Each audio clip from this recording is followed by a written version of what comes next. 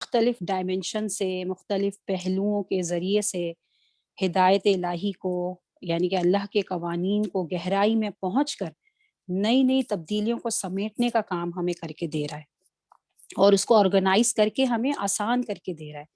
اس کو دوسرے الفاظ میں اجتہاد بھی کہہ سکتے ہیں۔ تو یہ اللہ رب العزت کا بہت ہم پر احسان ہے کہ اللہ نے اجتہاد کی اجازت دے کر اہم مقاصد شریعت کی تکمیل فرمائی۔ تو اگر یہ کہا جائے تو یہ بے جانا ہوگا کہ اجتہاد ہی دراصل فقہ اسلامی میں جو ہے اس کی روح بھی ہے، اس کی زندگی بھی ہے، اور اگر یہ نہ ہو تو آج 1400 سال گزرنے کے بعد یو ایس اے میں رہتے ہوئے میں اور آپ اس پیارے دین پر عمل کر ہی نہیں سکتے، اگر یہ والی راہ اگر ہمارے لیے کھلی نہ ہوتی تو اجتہاد کے لوگ بھی معنی تھوڑا سا دیکھتے ہیں کہ اس کے کیا معنی ہیں، اس سے مجھے اور آپ کو کیا سمجھ آتا ہے۔ تو اس کے معنی یہی ہیں کہ کسی کام کے کرنے میں اپنی جو بھی امکانی طاقت ہے، یعنی کہ جو کچھ میں کسی کام کو لگانے کے لیے طاقت استعمال کر سکتی ہوں اس کو صرف کر دینا، اور اس میں محنت و مشقت برداشت کرنا۔ جیسے کہ اہل عرب کہتے ہیں کہ، جیسے میں آپ کو ترجمہ سنا رہی ہوں، کہ اہل عرب کہتے ہیں کہ فلاں نے کوشش کی بھاری پتھر اٹھانے کی، ٹھیک ہے، اور یہ کوئی نہیں کہتا کہ رائی کے دانے کو اٹھانے کی فلاں شخص نے کوشش کی، یعنی کہ رائی کے دانے کو اٹھانے کے لیے تو کسی کو کوئی محنت نہیں کرنی پڑتی، تو بھاری پتھر اٹھانے کے لیے ہی انسان کو محنت مشقت کرنی پڑتی ہے، اس کے لیے اس کو ایفرٹس لگانی پڑتی ہیں۔ تو یہی وہ کام ہے جس سے ہمیں یہ بات سمجھ آتی ہے کہ کسی بھی کام کو کمپلیٹ کرنے کی جو بھی کوشش کی جائے گی، اور اس کوشش میں جو بھی مشکل پریشانی ہوگی، جتنی ایفرٹس لگانی پڑیں گی، وہ سب دراصل فقہ کہلائے گا، اجتہاد ہوگا۔ اور الحمدللہ ہمارے پاس اس وقت ہم امام سیریز میں ان آئمہ اربع کی ان محنتوں کی کہانیاں ہی سن رہے ہیں، ان کی زندگیوں کو ہی دیکھ رہے ہیں۔ تو تھوڑا سا دیکھتے ہیں کہ مختصر سی کہانی، جو کہ میں نے آپ سے پہلے بھی کہا کہ انشاءاللہ غور سے سنیں، حالانکہ یہ چیزیں بہت چونکہ ہماری روٹین میں نہیں ہوتی تو تھوڑا سا مشکل لگتا ہے ان کو سمجھنا، لیکن بار بار سننے سے انشاءاللہ اللہ تعالیٰ سے امید ہے کہ ہمیں یہ چیزیں آسان ہو جائیں، سمجھنا بھی اور آگے تک پہنچانا بھی۔ جیسا کہ میں اور آپ دیکھتے ہیں کہ سب سے پہلے فقہ کہاں سے شروع ہوئی؟ تو عہد رسالت، یعنی کہ اللہ کہ نبی کے اوپر قرآن نازل ہو رہا تھا اس زمانے میں، اور اللہ کے نبی صلی اللہ علیہ وسلم ان ہدایات کو صحابہ تک پہنچانے کا کام ڈائریکٹ کر رہے تھے۔ تو اس وقت جو بھی مسائل آتے تھے تو اللہ کے نبی جو ہے وہ اللہ وحی کی کا انتظار کیا کرتے تھے، جب حکم آ جاتا تھا تو ٹھیک ہے بتا دیتے تھے، اگر نہیں حکم آتا تھا تو اسی احکامات کی روشنی میں اپنی حکمت عملی اور مزاج کی رعایت سے فیصلہ فرما دیا کرتے تھے۔ تو اس وقت تو اللہ کے نبی خود موجود تھے، جب مسائل آتے تھے حل ہو جایا کرتا تھا ان کا۔ پھر دوسرا دور آیا جو کہ آپ لوگ کو اندازہ بھی ہے، فتوحات ہوئی، اسلام کو اللہ تعالیٰ نے فتوحات عطا کی، اسلام کو غلبہ ہوا، اسلام پھیلا، مختلف ملکوں تک گیا، ڈفرینٹ کلچرز میں اسلام کا داخل ہونا، اور پھر ان سب کے اندر نئے نئے مسائل کا آنا، اور سیاسی مسائل، اجتماعی مسائل، معاشرتی مسائل ابھر کے سامنے آئے، تو پھر ضرورت لگتی تھی کہ اس علم کو ہم اور زیادہ وسیع کریں، تو وہ دوسرا دور آیا۔ تیسرا دور میں اور آپ دیکھتے ہیں کہ حضرت امیر معاویہ کا زمانہ تھا، جو کہ اصل فقہ کی تدوین اور ترتیب کا پورا مواد جو ہے وہ اس دور میں تیار ہوا۔ گویا کہ میں اور آپ یہ کہہ سکتے ہیں کہ فقہ کی جو فاؤنڈیشن ہے، بنیاد ہے، وہ دراصل حضرت امیر معاویہ کے زمانے میں رکھی گئی۔ جیسے کہ ہوتا ہے نا، ایک چھوٹا سا بچہ ہوتا ہے، وہ بتدریج بڑا ہوتا ہے، پھر وہ اپنی عمر کو پہنچ کے ایک جوانی تک پہنچ جاتا ہے، اور پھر وہ آگے جو ہے وہ مزید اس سے فائدہ ہی پہنچ رہا ہوتا ہے۔ تو بس اسی طرح کی ہے یہ بات۔ اور پھر اس زمانے میں جو تیسرا دور ہے، ہمیں جو مدینے کی سب سے مشہور فقہا کے نام نظر آتے ہیں، تو اس میں ہمیں سب سے نمایاں نام ام المومنین حضرت عائشہ رضی اللہ عنہا کا نظر آتا ہے، سبحان اللہ۔ اور پھر حضرت عبداللہ بن عمر ہیں، ابو بکر بن عبد الرحمن ہیں، حضرت علی بن حسین ہیں، اور بھی کئی نام تو ہمیں نظر آتے ہیں کہ یہ اس زمانے کے فقہا کہلائے، جو کہ دین کے اندر جو ہے مسائل آتے تھے تو اس کے اوپر وہ اجتہاد کر کے اور اس میں عمل کی نئی راہیں نکالتے تھے۔ پھر چوتھا دور آیا، چوتھے دور کی بنیاد دراصل تیسرے دور میں ہی پڑ چکی تھی۔ اب باقاعدہ فقہ کی تدوین اس دور میں ہوئی، یعنی کہ اب اس کو باقاعدہ ترتیب کر کے اور لکھا جانے لگا، اور پھر اسی چوتھے دور میں ہمیں جلیل القدر امام اور پیشوا نظر آئے جن کے بارے میں اور آپ آج کل سن رہے ہیں، ان کے ماننے والے اب چاروں طرف پوری دنیا میں پھیل گئے ہیں، اور آج تک اپنے اپنے ان اماموں کی طرف اپنے آپ کو منسوب کر کے وہ عمل کر رہے ہیں۔ تو چاروں فقہ اللہ کے نبی کے طریقے سے ہی نکلی ہیں، جیسا کہ میں اور آپ جانتے ہیں، اور جس بھی طریقے پر عمل کریں گے انشاءاللہ اللہ کی رضا ہی ہمیں اور آپ کو ملے گی۔ اچھا، تھوڑا-سا میں اور آپ ذرا-سا یہ دیکھتے ہیں کہ مثالوں کے ذریعے، ایگزامپلس کے ذریعے کیسے سمجھیں نا میں اور آپ اس کو۔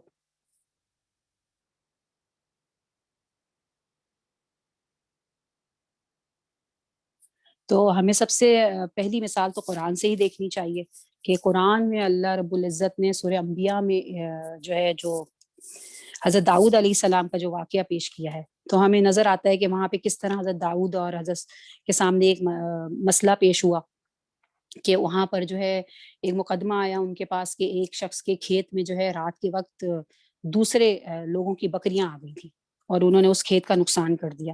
تو وہ ظاہر مقدمہ حضرت داؤد علیہ السلام کے پاس آیا، تو انہوں نے کہا کہ بکریوں کی جب قیمت نکالی گئی، ان کی مالیت یا اماؤنٹ دیکھا گیا، تو وہ ایگزیکٹ وہی نکلا جو کہ کھیت کا تھا۔ تو انہوں نے کہا کہ بھئی جس کا کھیت کا اتنا نقصان ان بکریوں نے کیا ہے، تو سیدھا سیدھا فیصلہ تو یہ ہونا چاہیے کہ یہ ساری بکریاں اس کھیت والے کو دے دیں۔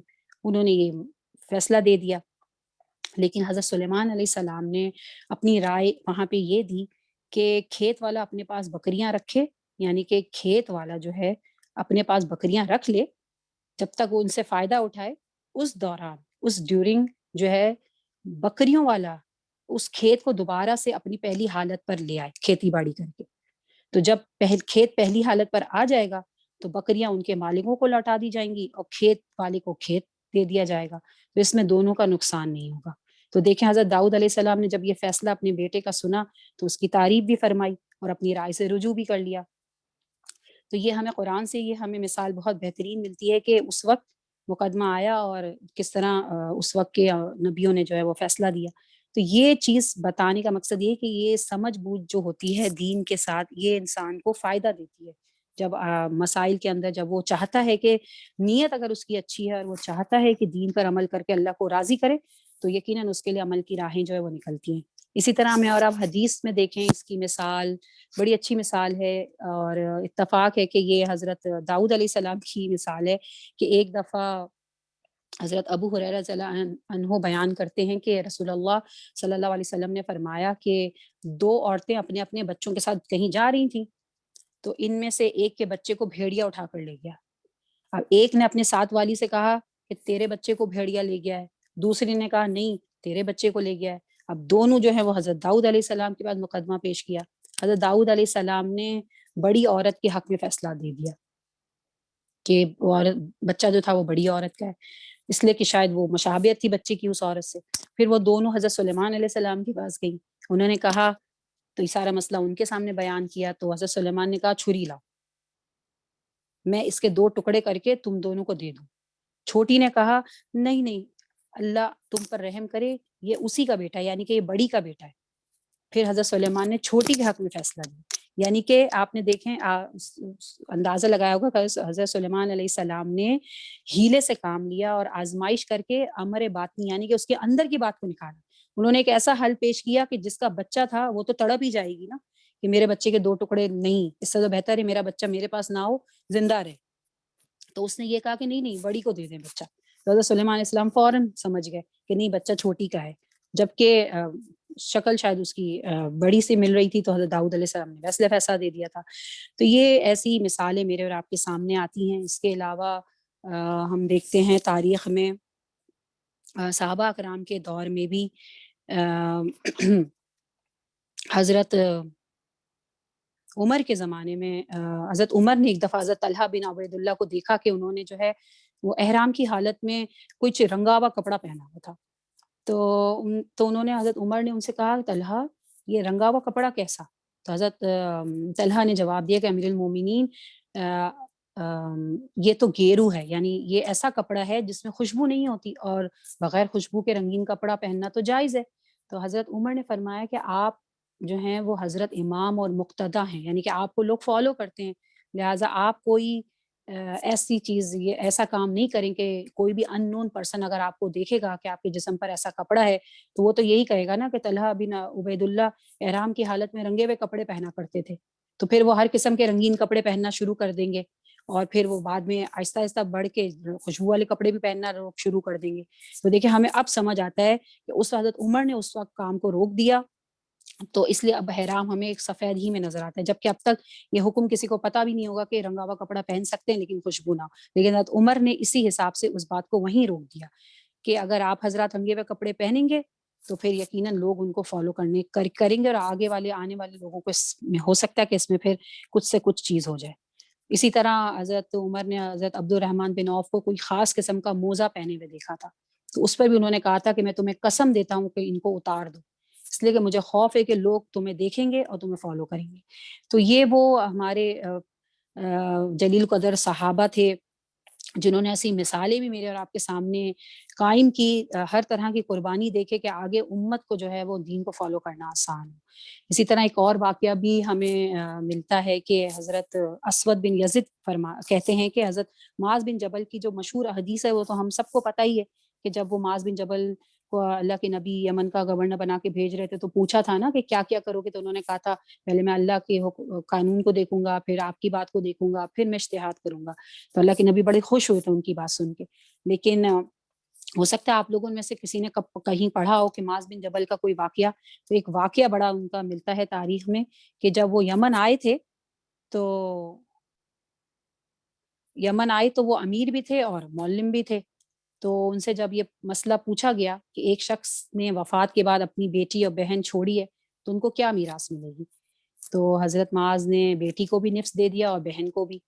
तो यहाँ पे हज़रत मुआज़ ने एक मुफ्ती की हैसियत से फ़तवा दिया था, हालाँकि कोई दलील नहीं थी और उनका ये कहना ही इसलिए काफ़ी था कि वो एक जलील क़द्र सहाबी थे और उनके बारे में सहाबा कराम ने सुन रखा था कि अल्लाह के नबी ने फ़रमाया था कि वो हलाल और हराम के सबसे बड़े आलिम हैं और उनको क़यामत के दिन इस तरह उठाया जाएगा कि ये उलमा की क़यादत करते हुए उनसे इतने आगे होंगे जितनी दूर तक एक तीर जाता है। सुभान अल्लाह! तो इस मौजूदा ज़माने में जिसमें मैं और आप रह रहे हैं प्यारी बहनों, तो ये वो वक़्त है जिसमें ये आइमा अरबा के जो हमारे चारों इमाम हैं उनकी कोशिशों से जो फ़िक़्ह हम तक पहुँची है अल्हम्दुलिल्लाह, उसको मैं और आप फ़ॉलो कर रहे हैं और ये चारों इमाम की जलालत शान का इससे हमें पता चलता है कि वो ना सिर्फ़ हक़ पर थे, बल्कि इनको फ़ॉलो करना भी अहले हक़ की अलामत है। तो 2 के बारे में तो मैं और आप 2 दिन से जान चुके हैं, आज हमारे तीसरे बड़े इमाम की बारी है। इंशाअल्लाह इमाम शाफ़िई के बारे में आज हम जानेंगे और इसको बताने के लिए हम अपनी हर दिल अज़ीज़ बहन रुबीना अली को बुलाते हैं इंशाअल्लाह। रुबीना बाजी आएँ और उनकी ज़िंदगी के बारे में हमें बताएँ। जी, रुबीना बाजी। अस्सलाम वालेकुम रहमतुल्लाहि बरकातुहू। मेरी आवाज़ आ रही होगी इंशाल्लाह? जी, आ रही है। इंशाल्लाह। अऊज़ु बिल्लाहि मिनश शैतानिर रजीम, बिस्मिल्लाहिर रहमानिर रहीम, नहमदुहु व नसल्ली अला रसूलिहिल करीम, रब्बिश इश्रह ली सदरी व यस्सिर ली अमरी वाहलुल उक़दतम मिन लिसानी यफ़क़हू क़ौली। एक दफ़ा फिर दोबारा अस्सलाम वालेकुम रहमतुल्लाहि व बरकातुहू आप सबको। अल्हम्दुलिल्लाह मरियम ने बहुत अच्छे से आपको बता दिया कि हम इमाम सीरीज़ को जो सुन रहे हैं, तो क्यों हमें गौर से सुनना चाहिए, उनकी ज़िंदगियों के मुतालिक मालूम होना चाहिए। और ये जितने इमाम की अभी 2 की हम पढ़ चुके हैं, आज इंशाल्लाह इमाम शाफ़िई के बारे में पढ़ेंगे। लेकिन चारों जो इमाम गुज़रे हैं ना, जैसे अभी इन्होंने रखा, ये जैसे हुज़ूर सल्लल्लाहु अलैहि वसल्लम के सहाबा मुख्तलिफ थे ना, इसी तरह ये भी एक दूसरे से मुख्तलिफ थे। इनका वे ऑफ मतलब लाइफ और इनका स्टाइल ऑफ लाइफ, इनके स्टूडेंट से बात कैसे करना है, जैसे आप सहाबा की जिंदगी पढ़ें, हजरत उमर अबू बकर कैसे अलग थे लेकिन कनेक्टेड थे ना, एक दूसरे थे। तो यही इन लोगों का भी हाल था कि ये कहीं ना कहीं एक दूसरे से मुतासिर हैं, कनेक्टेड हैं। और याद रखें कि अल्लाह की ये सुन्नत रही है कि जो अभी बात रखी है, इसकी अहमियत समझने के लिए कि अल्लाह ताला वक्त की अहमियत, लोगों की ज़रूरत और ज़माने की जो चैलेंजेस होते हैं, उनके हिसाब से अल्लाह ताला ने बेशुमार अहले इल्म पैदा फरमाए, जिससे आप देखें कि पूरे ईसार के साथ उन सब ने ये फरीज़ा अंजाम दिया और उनकी मेहनतों और ईसार की वजह से आज 14 सदियां गुजरने के बावजूद आप देखें कि कुरान और हदीस का इल्म हमारे सामने ऐसे रोशन है जैसे उस वक्त जब कुरान नाज़िल हुआ था ना। آج ان کے اقوال، حضور صلی اللہ علیہ وسلم کے اقوال افعال سارے بالکل اسی طرح جیسے آپ نے صحابہ سے فرمایا تھا، اسوہ حسنہ موجود ہے. صحابہ کرام نے جانی مالی قربانی دی اور علماء جو تھے انہوں نے ایثار کیا. تو ہم اللہ نے جو وعدہ قرآن میں کیا نا کہ ہم اس ذکر یعنی قرآن کو نازل کر رہے ہیں اور ہم ہی اس کی حفاظت کرنے والے ہیں، تو اسی طرح سے اس کی حفاظت کی گئی. لیکن یہ یاد رکھیں کہ ہمارا یہ مقام نہیں ہے، جیسے ابھی مریم نے ایکسپلین کیا کہ الحمدللہ ہم ان کی زندگی کے متعلق جان رہے ہیں، ان کے ایثار کے مطابق کہ انہوں نے کس کس طرح سے اپنی زندگیاں اس علم کے لیے لگائیں. لیکن ہمارا یہ مقام نہیں کہ ہم ان میں سے کسی کو کبھی بھی کوئی بات. کیونکہ مجھے ایک بات بہت زیادہ لگی تھی، کسی صحابی کی بات ہے جو مجھے یاد نہیں، کہ انہوں نے کہا کہ جیسے ہم سب کو معلوم ہے نا کہ غیبت کرنا جو ہے تو وہ قرآن میں بھی ہے نا کہ گوشت کھانا، جیسے مردہ بھائی کا اپنا گوشت کھانا. مگر انہوں نے یہ کہا کہ اسکالرز جو گزرے نا، علماء، اگر آپ ان کے متعلق کوئی بات کہیں گے یا ان کو لک ڈاؤن کریں گے، ان کی غیبت کریں گے، تو وہ ایسا ہے جیسا کہ پوائزنڈ میٹ کھانا. یعنی ایک تو میٹ مردہ بھائی کا اور ایک ہے کہ وہ زہر بھرا ہوا گوشت.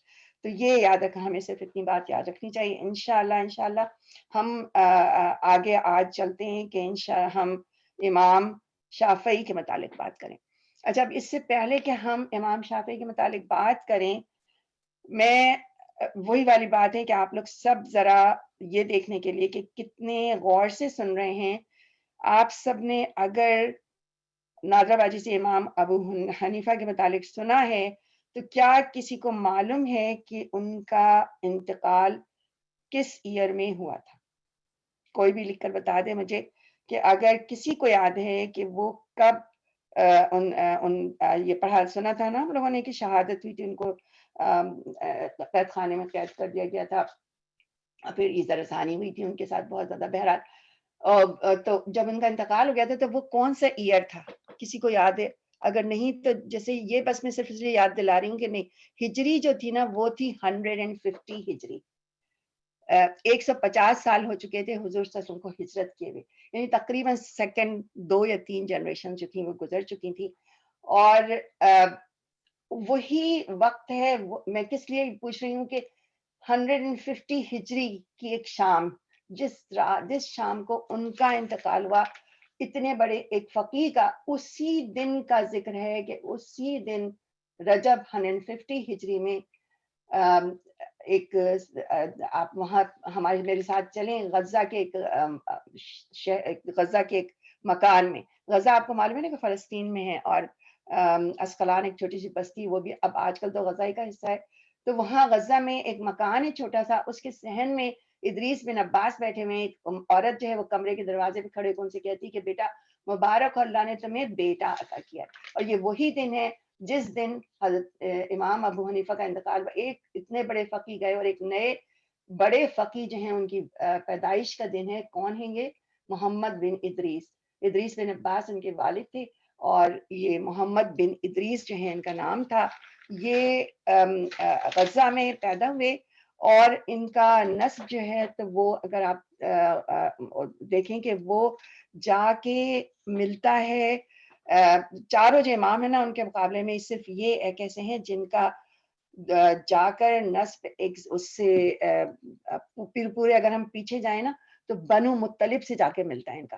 اور بنو مطلب اور بنو ہاشم حضور صلی اللہ علیہ وسلم جو تھے تو وہ بھی اسی کی ایک برانچ تھے نا، تو ایک طرح سے وہ ان سے ریلیٹڈ تھے. تو ان کی لینیج جو تھی نا وہ بہت ہی بہترین تھی. اور ان کے جو پردادا تھے وہ صائب تھے ان کا نام تھا، اور وہ ایکچولی انہوں نے بدر کے دن جب جنگ ہوئی تھی اور وہ کفار کی طرف سے لڑ رہے تھے تو گرفتار کر لیا گیا تھا ان کو. تو وہ پھر ایک فیملی کی، جیسے آپ کو معلوم ہے قیدی جو تھے کسی فیملی کے حوالے کر دیے گئے تھے، تو وہ ان کے ساتھ رہتے تھے. تو انہوں نے اپنا فدیہ ادا کیا اور پھر فوراً اسلام لے آئے. تو لوگوں نے پوچھا کہ پھر آپ نے فدیہ کیوں دینے کی زحمت کی، اسلام پہلے ہی قبول کر لیتے. انہوں نے کہا نہیں، میں جس فیملی کے ساتھ رہتا تھا تو میں چاہتا تھا کہ ان کو ضرورت ہے تو میں ان کو ان کا حق دینا چاہتا تھا. تو اب ان کے جو بیٹے تھے شافع، وہ شافع بن صائب جن کی طرف شافعی جو ہیں وہ اپنی نسبت کرتے ہیں، امام شافعی جو ان کو کہا جاتا ہے وہ ان کے دادا تھے. انہوں نے بچپن میں ہی اسلام قبول کر لیا تھا. اب یہ ان کا نسب تو سمجھ لیں جا کے بنو مطلب سے مل رہا ہے، بہت ہی بہترین ہے نا. ان کا ان کی لینیج ہے. اب ان کی والدہ جو تھیں ان کا نام تھا فاطمہ. فاطمہ جو ہیں ان کا بھی آپ دیکھیں کہ ان کی جو خاندان کا ان کا جو ان کی عظمت ہے کہ وہ کس کی پرپوتی تھی؟ حضرت علی ابن ابی طالب کی. ان کے جو لڑکے حسن تھے ان کی وہ پوتی تھی. تو ماں اور باپ دونوں ہی طرف سے ان کی جو خاندان کا جو ہے وہ بہت بہترین ان کا تھا. اور روایات میں آتا ہے کہ کوئی کہتا ہے کہ وہ ابھی پیٹ میں ہی تھے، ورنہ زیادہ تر یہ ہے کہ وہ 1 یا 2 سال کے تھے جب ان کے والد کا انتقال ہو گیا. یعنی جو ادریس بن عباس جو تھے ان کا انتقال ہو گیا. اور ان کی بیوی جو تھیں تو وہ غزہ میں، اور یہ لوگ غزہ میں کیوں تھے؟ کیونکہ تھے تو یہ مکہ کے قریشی تھے، اور قریش سے تھے جو ادریس بن عباس جو تھے، لیکن وہ اپنے روزگار کی تلاش میں وہ یہاں آ گئے تھے. اور ان کی والدہ جو تھیں فاطمہ جو تھی ان کی بیوی، ان کے جو رشتہ دار ہیں ان کے خاندان والے بھی وہاں پہ تھے. تو وہ اس وجہ سے وہاں آئے تھے. لیکن جب ان کا انتقال ہو گیا تو اب ان کی آپ امام شافعی کی والدہ کا کردار دیکھیں. انہوں نے کیا سوچا کہ وہ یہ چاہتی تھیں کہ بچے کو اس کی روٹ سے کنیکٹ کریں جا کے. تو یعنی ان کے جو ٹرائب ہے، ان کے جو لینیج ہے، ان کے جو والد جہاں سے تھے، تو وہ، اور پھر یہ بھی تھا ان کے ذہن میں کہ وہ صحیح طریقے سے مذہب کو سیکھ سکیں. اور ابن حجر نے کہا ہے کہ وہ بہت بڑی عابدہ تھیں، صابرہ تھیں، اور اسکالر بھی تھیں، یعنی ان کو علم کی بہت قدر تھی. تو اب ان کا بتایا جاتا ہے کہ وہ 2 سال کے بچے کو لے کر اس وقت تقریباً 2 سال کے تھے، اور وہ سنگل مدر ہے نا، اکیلی بالکل. اور ان کے پاس پیسے وغیرہ وہ بھی کچھ ایسے نہیں، کچھ بھی نہیں تھے. وہ لے کے کہا جاتا ہے کہ وہ اکیلے انہوں نے غزہ سے مکہ جانے کا فیصلہ کیا. اور خود امام شافعی نے ایک جگہ کہا ہے کہ میری ماں نے مجھ سے کہا کہ یا محمد نحن الفقراء، کہ اے محمد ہم غریب ہیں، وی آر پور، وی ڈونٹ ہیو منی. تو میں نے یہ فیصلہ کیا ہے کہ میں دوبارہ شادی نہیں کروں گی، اور میں تم پر، تمہاری تربیت پر فوکس کرنا چاہتی. تو انہوں نے کبھی شادی نہیں کی، اور انہوں نے اپنے بچے کی تربیت اور اس کے علم پر پوری اپنی زندگی جو تھی انہوں نے اس کے پر لیے گزاری. اور انہوں نے کہا امام شافعی سے کہ میں تم کو علم کے لیے وقف کرنا چاہتی ہوں. I want to dedicate you to knowledge, and hoping that Allah subhanahu wa ta'ala will bring the greatness of this ummah, and Allah will combine all the great ulama with your knowledge. تو یہ دیکھیں آپ کی ان کی شروع سے ان کے ذہن میں کس طرح کی پلاننگ تھی اپنے بچے کے لیے، اور کیسے انہوں نے ان کو شروع سے ہی سمجھایا، بچے کو ذہن میں ڈال دیا کہ تمہیں علم حاصل کرنا ہے، اور میں نے تم کو اس چیز کے لیے ڈیڈیکیٹ کر دیا ہے. ٹھیک ہے نا. اب اس کے بعد کہتے ہیں بہت مشقتیں اس کے ساتھ جو تھیں، سہولتیں اٹھا کے وقت سفر کر کے مکے پہنچی، وہاں اپنے رشتے داروں سے سال کے ملی، تھوڑا بہت ان کا رہنے کا انتظام ہو گیا. اور اب یہ تھوڑے اتنے قابل ہو گئے کہ پڑھ لکھ سکیں، تھوڑے سے بڑے ہوئے. تو اب ان کی ماں جو ہیں وہ ان سے کیا کہتی ہیں کہ تم جاؤ اور مکے میں جو حلقے ہیں نا ان میں جا کے بیٹھا کرو اور علم حاصل کرو. اب وہ ان کی بات سن لیتے ہیں اور جاتے ہیں وہاں پہ. اور وہاں جا کے جب وہ دیکھتے ہیں کہ ٹیچر پڑھا رہے ہیں، وہاں پہ مختلف حلقے ہوتے تھے وہاں پہ، وہ جب جاتے اس میں سیکھنے کے لیے تو کوئی ان کو جیسے اٹینشن نہیں دیتا تھا، ان کو لوگ نگلیکٹ کرتے تھے، جیسے ان سے کوئی خاص توجہ نہیں ان کو ملتی تھی. تو وہ پھر واپس ماں کے پاس آئے اور انہوں نے کہا کہ ہاں تو کوئی مجھے مطلب توجہ ہی نہیں دیتا، کیونکہ میرے پاس کچھ ان کو دینے کے لیے نہیں، کیونکہ لوگ اتنے غریب تھے کہ استاد کی فیس یا استاد کو کچھ تحفہ یا کچھ بھی دینے کے لیے ان کے پاس کچھ ہوتا ہی نہیں تھا. تو انہوں نے یہی کہا کہ شاید اسی لیے مجھے توجہ نہیں ملتی.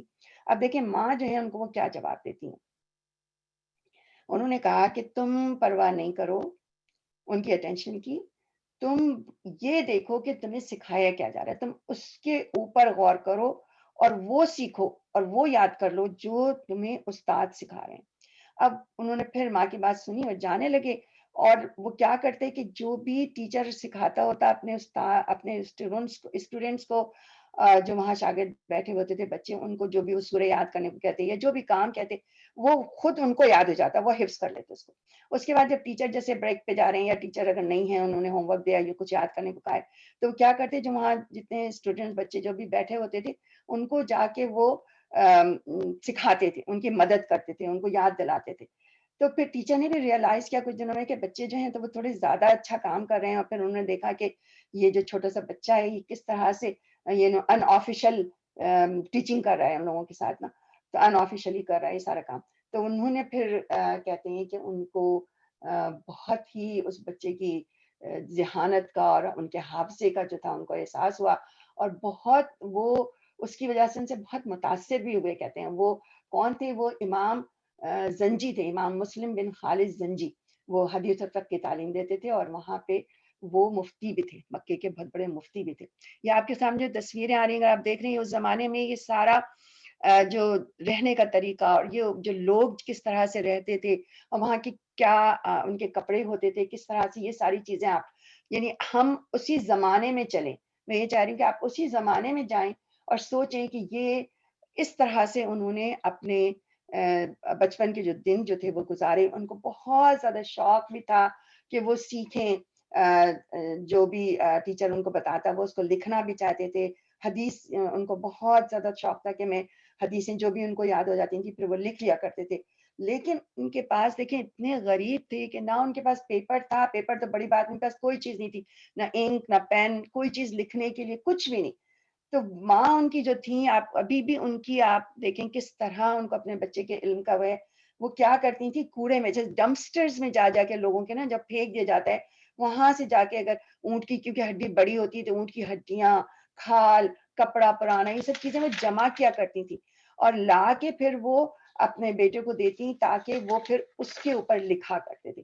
اور وہ اس کے اوپر ہر چیز لکھ لیا کرتے تھے. ان کو جیسے جو بھی چیز کہتے ہیں کہ جب وہ مجھے بہت زیادہ چیزیں ہو جاتی تھی, میرے پاس ہمارے گھر میں ایک گھڑا تھا بڑا سا, جو بڑے بڑے مٹی کے گھڑے ہوتے ہیں جسے پانی پہلے رکھتا تھا, اس کے اندر میں وہ ڈال دیا کرتا تھا, یعنی اس کے اندر وہ اپنی سب چیزیں جو بھی لکھا جاتا تھا اس کو جمع کرتے رہتے تھے. اچھا, پھر اس کے بعد ماں جو ہے ان کو تو اتنا زیادہ تھا کہ میرا بیٹا جو ہے وہ ہر چیز کا علم حاصل کر لے. انہوں نے یہ بھی چاہتی تھی کہ عربک زبان جو ہے نا وہ لینگویج اس کو بہت اچھی طرح سے سمجھے. تو انہوں نے کیا کیا, قبیلہ تھا یمنی قبیلہ, حضرت ابن مسعود کا قبیلہ ہے, وہ حزیل کہلاتا ہے. تو اس میں انہوں نے بھیجا, وہ صحرا میں رہتے تھے وہ سارے لوگ نا, اور وہاں پہ جیسے جا کر انہوں نے ان کے ساتھ بہت عرصہ گزارا, مختلف اس کے لیے آئے کتنے سال, لیکن بہرحال انہوں نے وہاں جا کر ان لوگوں سے, ان کی اتنی بہترین عربک ہوتی تھی تو ان سے گرامر, پوئٹری, لٹریچر, ادب, یہ ساری چیزیں ان کی سیکھی.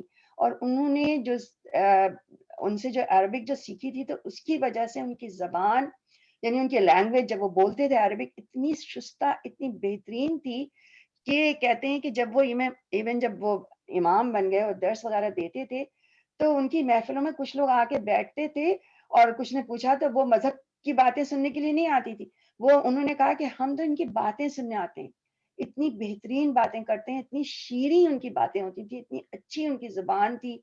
اور وہ انہوں نے وہ سارا بچپن میں انہوں نے تیر اندازی میں بھی مہارت حاصل کی تھی, اور یعنی ان کو اسپورٹس وغیرہ سے بھی دلچسپی تھی. لیکن یہاں اگر ہم تھوڑا سا رک کے یہ سوچیں, ایک تو میں آپ سے سوال کروں پہلے, اور پھر دوسری بات میں آپ سے اس بات کو شیئر کروں کہ ہم ایک ماں کے کردار کو ضرور سوچیں کہ ہم کیونکہ عورتیں ہیں نا, مائیں ہیں ہم سب تو, اور ہمارے تو ویسے کچھ کے بچے بڑے ہو چکے ہیں مگر ہمارے لیے کتنا بڑا اس میں لیسن ہے, مثال ہے. ہم نے کل بھی سنا نا امام مالک رحمۃ اللہ کے لیے جب سن رہے تھے کہ انہوں نے کس طرح اپنے بچے کو موٹیویٹ کیا تھا. امام بخاری کے لیے آپ نے سنا ان کی ماں کا, کتنے بزرگ ہیں نا, ان کی زندگی میں سنوارنے میں ان کی ماؤں کا ہاتھ تھا, ان کی تربیت کا.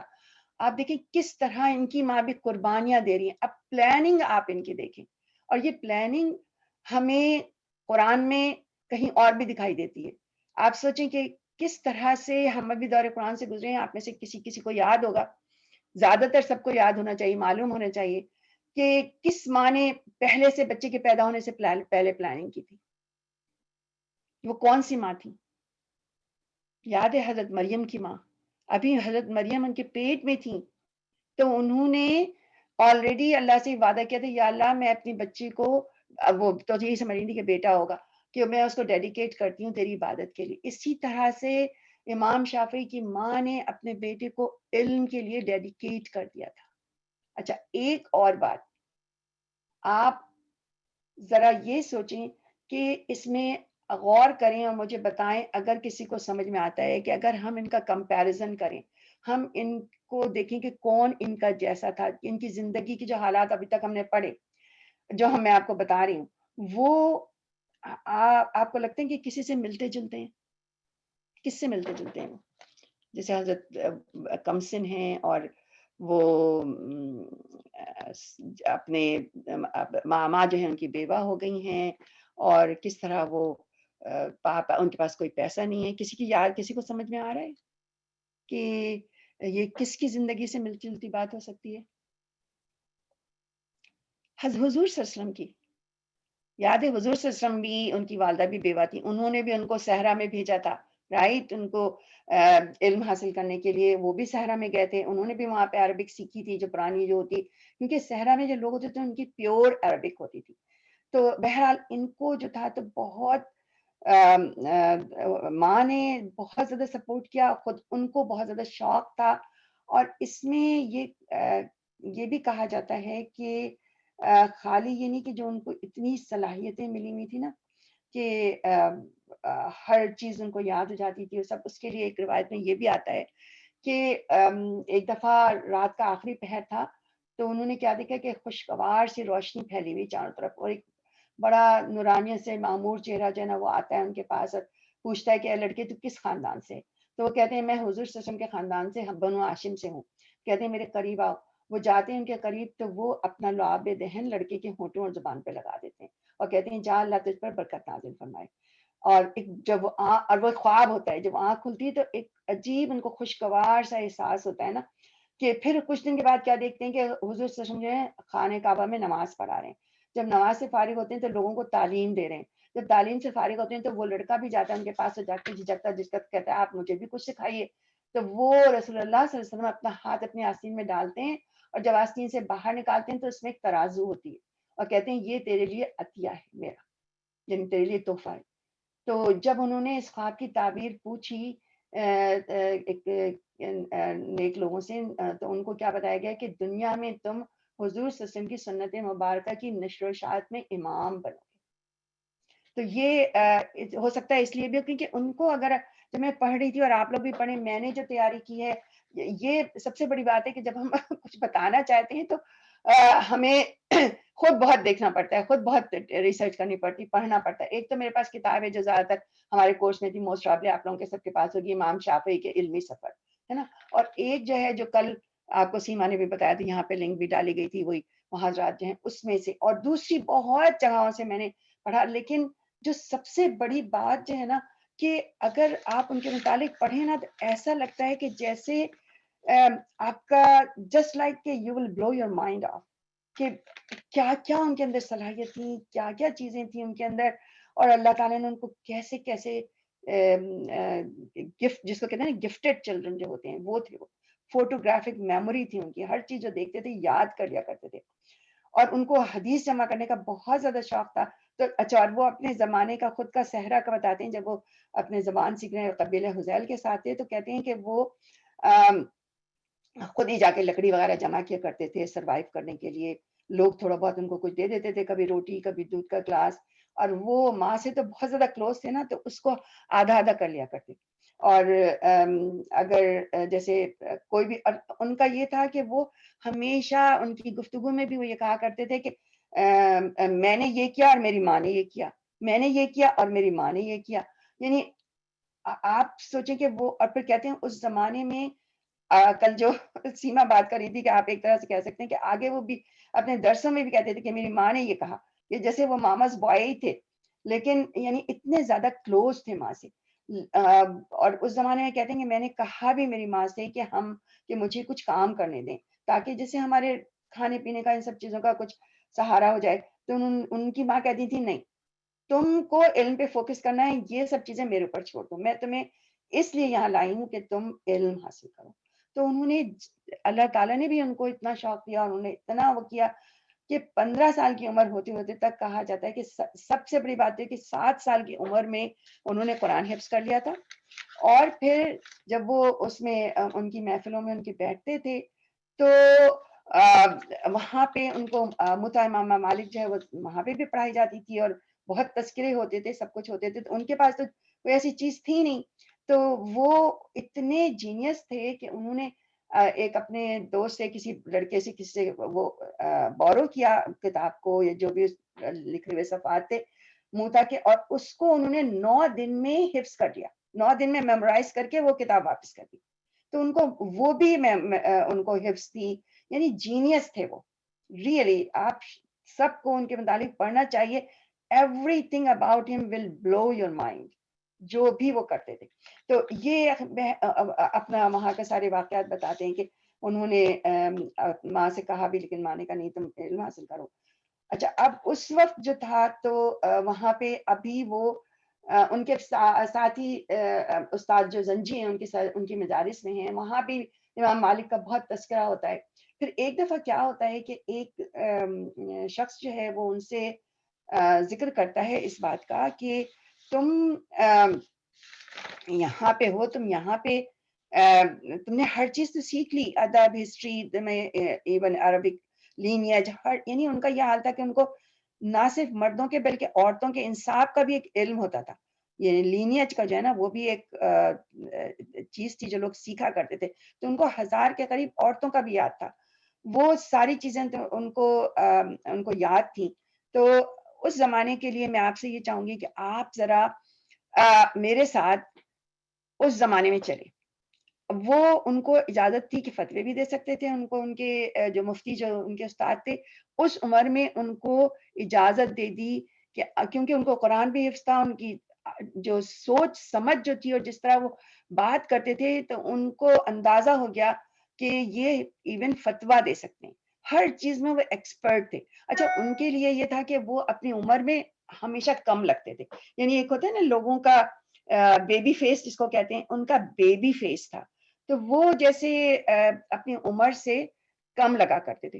اور ان کے کہتے ہیں داڑھی کے جو بال تھے نا وہ بھی ہلکے تھے, اور فیشل ہیئر جس کو کہتے ہیں نا, اور ان کو کہتے ہیں کہ لمبا قد تھا ان کا, گورے خوبصورت تھے, باروب تھے, اور آخر میں وہ مہندی کا خضاب استعمال کیا کرتے تھے. اور اللہ ان کے لیے جو لکھا ہے, حافظ ذہبی نے لکھا ہے ان کے لیے کہ قدرت نے حسن صوت کی دولت سے بھی بہرمند, یعنی حسن صوت کا مطلب یہ ہے کہ فصاحت بلاغت کا, ان کی آواز بہت خوبصورت تھی, اتنی تاثیر تھی, اور جب بولتے تھے ایسا لگتا تھا منہ سے, جس کو کہتے ہیں نا محاورتن کہتے ہیں پھول جھڑ رہے ہیں, اور ہر ایک ان کو سننے میں بالکل پورا غور سے سنتا, اس کو خواہش ہوتی کہ بس وہ پڑھتے رہیں. امام مالک کے پاس بھی جب آپ گئے تھے موتا کی قرأت کی, تو انہوں نے کہا کہ بس آپ پڑھتے رہیں, رکے نہیں. ان کو بار بار کہتے تھے لڑکے اور پڑھ. تو یہ ان کا حال تھا.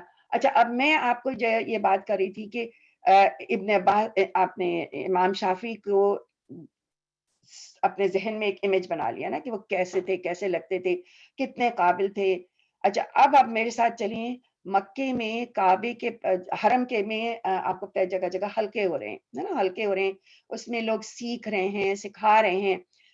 اس میں آج جیسے ابھی رمضان کا مہینہ ہے, یہ سمجھ لیں رمضان کا مہینہ تھا اس وقت, اور وہاں پہ میں اور آپ بیٹھے ہوئے ہیں حرم میں, اور کلاس کون لے رہا ہے؟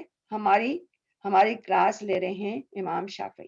یہ آپ لوگ سب اپنے امیجنیشن میں اس بات کو سوچیں, محسوس کریں. رمضان کا مہینہ, اور وہ کیا پڑھا رہے ہیں؟ فقہ الصیام.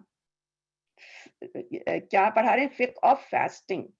ٹھیک ہے, اور بیٹھے ہوئے وہاں پہ سارے لوگ ان کے پاس بیٹھے ہوئے ہیں, لیکن ساتھ ساتھ آپ دیکھیں کہ وہ کیا کر رہے ہیں کہ سپ لیتے جا رہے ہیں پانی کی. اب آپ دیکھ رہی ہیں, یو آر فالوئنگ می, کہ رمضان کا مہینہ ہے اور پڑھا بھی کیا رہے ہیں, فقہ الصیام, اور ساتھ ساتھ پانی بھی پی رہے ہیں.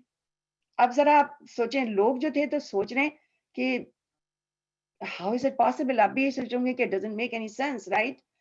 تو لوگوں نے اس وقت بھی, اب ہم بیٹھے ہوئے آپ کے سامنے کوئی اس طرح پانی پی, اور روزے رمضان کے زمانے میں, تو ان لوگوں نے ان سے پوچھا کہ یہ کیا معاملہ ہے, آپ رمضان میں پانی پی رہے ہیں.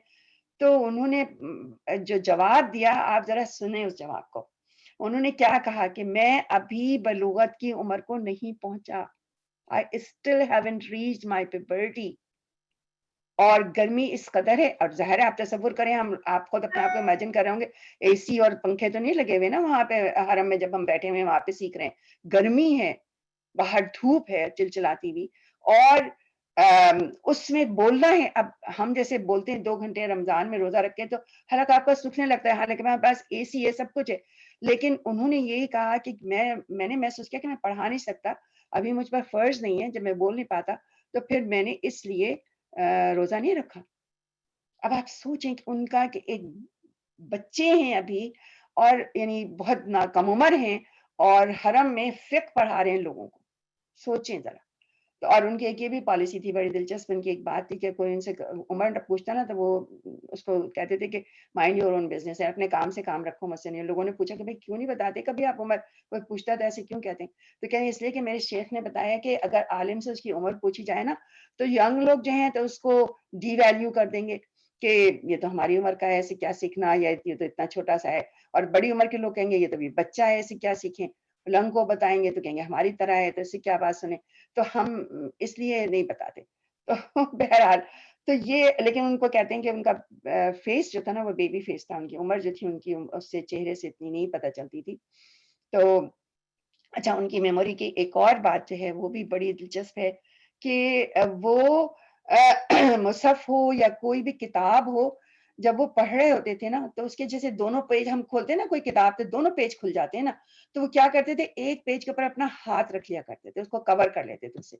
تو لوگوں نے پوچھا کہ کیوں, تو انہوں نے کہا کہ اس لیے کہ میں ان کی جیسے میں نے کہا نا ان کی تو فوٹوگرافک میموری تھی نا, تو جو دیکھتے تھے ان کو یاد ہو جاتا تھا فوراً.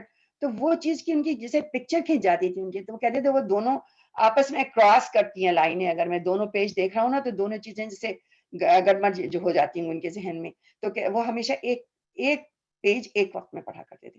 تو چھوٹی عمر میں ان کو نا بہت کچھ دیا گیا تھا. تو بہرحال یہ ساری چیزیں ان کی تھیں. تو جب ایک شخص نے یہ کہا ان سے کہ تم نے سب سیکھ لیا, فقہ بھی, لیکن تم نے یعنی پوئٹری بھی آتی ہے, تمہیں ہسٹری بھی آتی ہے, اور عربک لینگویج میں اتنے ایکسپرٹ ہو گئے ہو, تو تم نے فقہ کیوں نہیں پڑھا. تو انہوں نے کہا کہ میں نے تو جو کچھ بھی یہاں پہ وہاں پہ ابن عباس کا فقہ ابن عباس تھا وہ بھی انہوں نے سیکھ لیا تھا مکے میں. تو انہوں نے کہا کہ میں نے تو جو بھی چیزیں یہاں سیکھ لی, اور کیا سیکھوں, کس سے سیکھوں. تو انہوں نے کہا کہ مالک بن انس سے سیکھو, وہ مدینے میں اگر تم واقعی فقہ سیکھنا چاہتے ہو تو ان سے سیکھو. اب ان کے دل میں یہ بات بیٹھ گئی. اب یہ کہتے ہیں اس وقت جو ہے تو وہ 173 ہجری ہو گئی ہے, یعنی ہی از اباؤٹ 23 ایئرس اولڈ, 23 سال کی عمر میں. اچھا, اس وقت جب ان کو ایک شوق, ان کی امیزنگ باتیں سنی, انہوں نے بہت سی امام مالک کے لیے موتا ان کو ویسے ہی ازبر تھی, تو وہ بڑے کہتے ہیں وہ لیکچر جو دے رہے تھے, ہی واز لائک, اس وقت وہ پیوبرٹی کا نہیں پہنچے تھے. آپ جو بھی ان کی عمر لگا لیں, 15 بھی ہو سکتی ہے اور اس سے کم بھی ہو سکتی ہے, اس میں یہ بات لکھی ہوئی نہیں, یہ واقعہ بس میں نے خالی ان کا پڑھا ہے. اور آپ پڑھیں, اس میں کئی چیزیں ان کی بڑی چونکا دینے والے واقعے لکھے ہوئے ہیں, اور سب بعد میں لوگوں نے باقاعدہ لکھے ہوئے. تو یعنی یہ نہیں کہ جیسے آپ ان کے پر کہیں کہ صحیح ہے یا نہیں ہے. اچھا خیر, اب وہ جو تھے تو 23 ایئرس کے جب تھے تو ان کے ذہن میں جب یہ آئے کہ میں جاؤں, تو ماں سے انہوں نے کہا کہ ماں میں مدینہ جانا چاہتا ہوں. تو وہ ماں نے ان کی کہا کہ جب سنا تو وہ ان کے لیے تو بڑی وہ ہو گئی. ان کو یہ تو تھا کہ میرا بیٹا جو ہے وہ بہت تعلیم حاصل کرے اور ہائیسٹ تعلیم حاصل کرے اس وقت کی, لیکن اتنی لمبے عرصے اتنی دور چلا جائے گا, کیونکہ مکے اور مدینے کا اس وقت بہت خاصا فاصلہ تھا پیدل سفر کرنے کے لحاظ سے. تو وہ ایک طرح سے اداس ہو گئی, رونے سی لگی. تو انہوں نے کہا کہ اچھا ٹھیک ہے, اگر آپ نہیں چاہتی نہیں جاؤں گی. تو انہوں نے کہا نہیں ایسی بات نہیں ہے, میں تو چاہتی ہوں, میں نے تو تمہارے لیے دعائیں کی ہیں راتوں کو اٹھ کے, اور یہ تمہارے شوق جو ہے تو میری دعاؤں کی, اور اللہ تعالیٰ نے میری دعائیں قبول کی ہیں, اسی لیے تو میں اتنا شوق ہے. پھر ان کا پھر کیوں آپ اتنے پریشان ہیں. تو انہوں نے کہا اس لیے کہ میرے پاس کچھ بھی نہیں ہے کہ میں تمہیں دوں, اتنا لمبا سفر, وہاں جاؤ گے اور پردیش میں رہو گے, اور میرے پاس تو کچھ بھی نہیں ہے. اور بس 1-2 پرانی یمنی چادریں تھیں وہ انہوں نے ان کو دی, لیکن انہوں نے یہ کہا کہ جاؤ بیٹے, میں نے تمہیں اس پروردگار کے حوالے کیا جس کی تم امانت ہو, وہ مجھے پورا بھروسہ ہے کہ وہ تمہارا خیال کرے گا. اب اس میں بھی ہمیں دیکھیں کیا ملتا ہے, ان کی آپ دیکھیں ان کی ماں کی بھی اللہ پہ ان کو کتنا بھروسہ ہے. بیٹے کو انہوں نے ڈیڈیکیٹ کیا ہے, جب بھی ان کو بھروسہ ہے, شوہر نہیں ہے, اکیلی ہیں, ان کا میں شادی نہیں کروں گی اب, بس اس بچے کے اوپر اپنی پوری زندگی لگاؤں گی. اور پھر اس کے بعد اللہ پہ بھروسہ تو ذرا دیکھیں. بچے کو کہہ رہے ہیں ہاں ٹھیک ہے، ہمارے بچے کہیں کہیں جانے کو تو ہم کتنے ان کی وہ کرتے ہیں. مجھے پتہ ہے ہماری ہیں دوست، ان کا بیٹا جاب اس کو مل گئی کسی اور شہر میں، وہ اتنی دفعہ انہوں نے مجھے کال کیا وہاں کوئی جانے والا ہے، میرے بچے کو تکلیف ہو گئی، کوئی مسجد سے قریب چیز ہو بتاؤ مجھے یہ وہ. تو مگر ان کو دیکھیں اتنا انہوں نے کیا کہا اپنے بیٹے سے کہ جا بیٹا تجھے اللہ تعالیٰ آسمان علم کا درخشندہ ستارہ بنائے. ان کی دعائیں دیکھیں، انہوں نے ماں نے ان کو اتنی دعائیں دی، انہوں نے کہا اللہ ہی تیری بہتر حفاظت کرے گا، وہی تیری دستگیری کرے گا. اب دیکھیں انہوں نے دعا دے دی، ان کا توکل دیکھیں. اور پھر ان کے ساتھ کیا ہوتا ہے، وہ جاتے ہیں، وہ جو قافلہ جا رہا ہے اس کا وہ یہ کہ میں ساری اتنا وقت کم ہے کہ میں ساری چیزیں نہیں دہرا سکتی. اتنے اچھے آپ پڑھیں، اس میں لکھا ہوا ہے امام شافعی کے علمی سفر میں بھی اس بات کا ذکر ہے کہ کس طرح وہ جاتے ہیں اس قافلے کے پاس. وہاں اللہ تعالیٰ خود ہی سے ان کا انتظام کرتا ہے کہ ایک شریف صورت بزرگ جو ہوتے ہیں وہ آتے ہیں، ان سے بات کرتے ہیں، پھر ان کو کہتے ہیں تم میرے مہمان ہو، میرے ساتھ کھانا کھاؤ. پھر ان سے بات چیت کرتے ہیں، بتاتے ہیں کہ میں علم حاصل کرنے جانا چاہ رہا ہوں. تو انہوں نے کہا تم طالب علم ہو اور امام مالک سے سیکھنا چاہ رہے ہو تو بس تم میرے مہمان ہو، میں تمہیں لے کے جاؤں گا وہاں پہ. اور پھر وہ اپنی اونٹنی بھی دے دیتے ہیں. یعنی ماں تو پریشان تھی کہ اس کے پاس تو کھانے پینے کو کچھ نہیں ہے، زیادہ سفر کچھ نہیں ہے، ان کا جانے کا، رہنے کا، کھانے کا اور اونٹنی کا، سواری کا، ہر چیز کا انتظام اللہ تعالیٰ نے کر دیا. دیکھیں یہی جو حضور صلی اللہ علیہ وسلم کی حدیث ہے نا کہ اگر تم توکل کرتے اللہ پہ تو جیسے پرندے بھوکے پیٹ نکلتے ہیں اور شام کو پیٹ بھرے آتے ہیں، اسی طرح تمہارا بھی حال ہوتا ہے نا. اللہ تمہیں رزق دیتا ہے، اللہ نے لکھا ہوا ہے رزق. تو بہرحال یہ ہمارے لیے مثالیں ہیں ان لوگوں کی جو عظیم مائیں گزری ان کے اس میں. خیر وہ مدینے گئے وہاں پہ اور کہتے ہیں کہ وہ خود ہی انہوں نے لکھا ہوا ہے کہ میں برابر تلاوت میں مصروف رہا اور قافلہ جو تھا وہ 8 دن لگے. اس کے بعد پھر وہ پہنچے وہاں مدینہ، وہ مسجد دیکھی انہوں نے تو ان کی آنکھوں سے آنسو بہنے لگے. وہاں گئے، وہاں روضہ رسول کے پاس گئے، وہاں سے پلٹے تو انہوں نے دیکھا کہ ایک بزرگ صورت بیٹھے ہوئے ہیں انتہائی وقار کے ساتھ، ان کے چاروں طرف لوگ بیٹھے ہوئے ہیں نوجوان، اور وہ جو ہیں وہ درس دے رہے ہیں. اور جو وہ کہتے وہ حدیث سنا رہے ہیں، وہ درس میں کیا کس طرح کہتے ہیں انہوں نے ذکر کیا ہے کہ انہوں نے کہا کہ وہ یہ کہتے ہیں کہ مجھ سے نافع نے ابن عمر سے اور ابن عمر سے روایت کی کہ مجھ سے اس قبر کے مکین نے. تو یہ کہتے ہوئے اپنے دائیں ہاتھ سے روضہ رسول کی طرف اشارہ کرتے ہیں. جب بھی کوئی نئی حدیث سناتے ہیں تو اسی طرح کہتے ہیں میرے پاس ایک روب جیسا طاری ہو گیا نا تو میں وہیں بیٹھا رہا.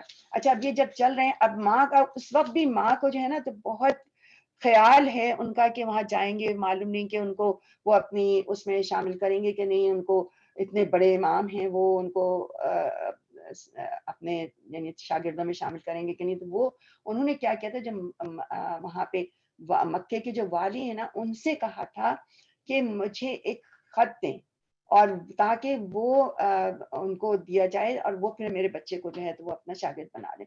تو وہ خط لے کر وہ دوسرے دن وہاں پہنچے، جو مدینے کے والی ہیں ان کے پاس گئے، ان سے کہا اب آپ لوگوں کو بھی یاد آیا کل ہمارا جو ختم ہوئی تھی کلاس، سیما نے اسی قصے پہ ختم کی تھی. جب آپ سے انہوں نے پوچھا تھا کہ یہ کس کا قصہ ہے تو یہ قصہ امام شافعی کا تھا کہ وہ ایک خط لے کر پہنچتے ہیں امام مالک کے لیے اور والی مکہ سے والی مدینہ سے کہتے ہیں کہ میرے ساتھ چلیں اور ان سے میری ملاقات کروا دیں.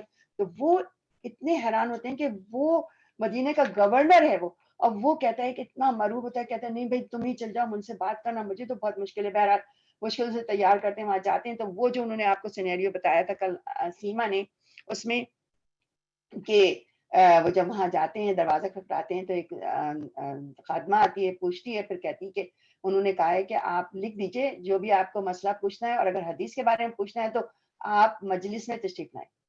آپ سوچیں اب وہ جو گورنر ہے مدینے کا وہ کہتا ہے کہ مگر میں تو ایک نہایت اہم خط لے کر آ رہا ہوں بڑی اجازت سے.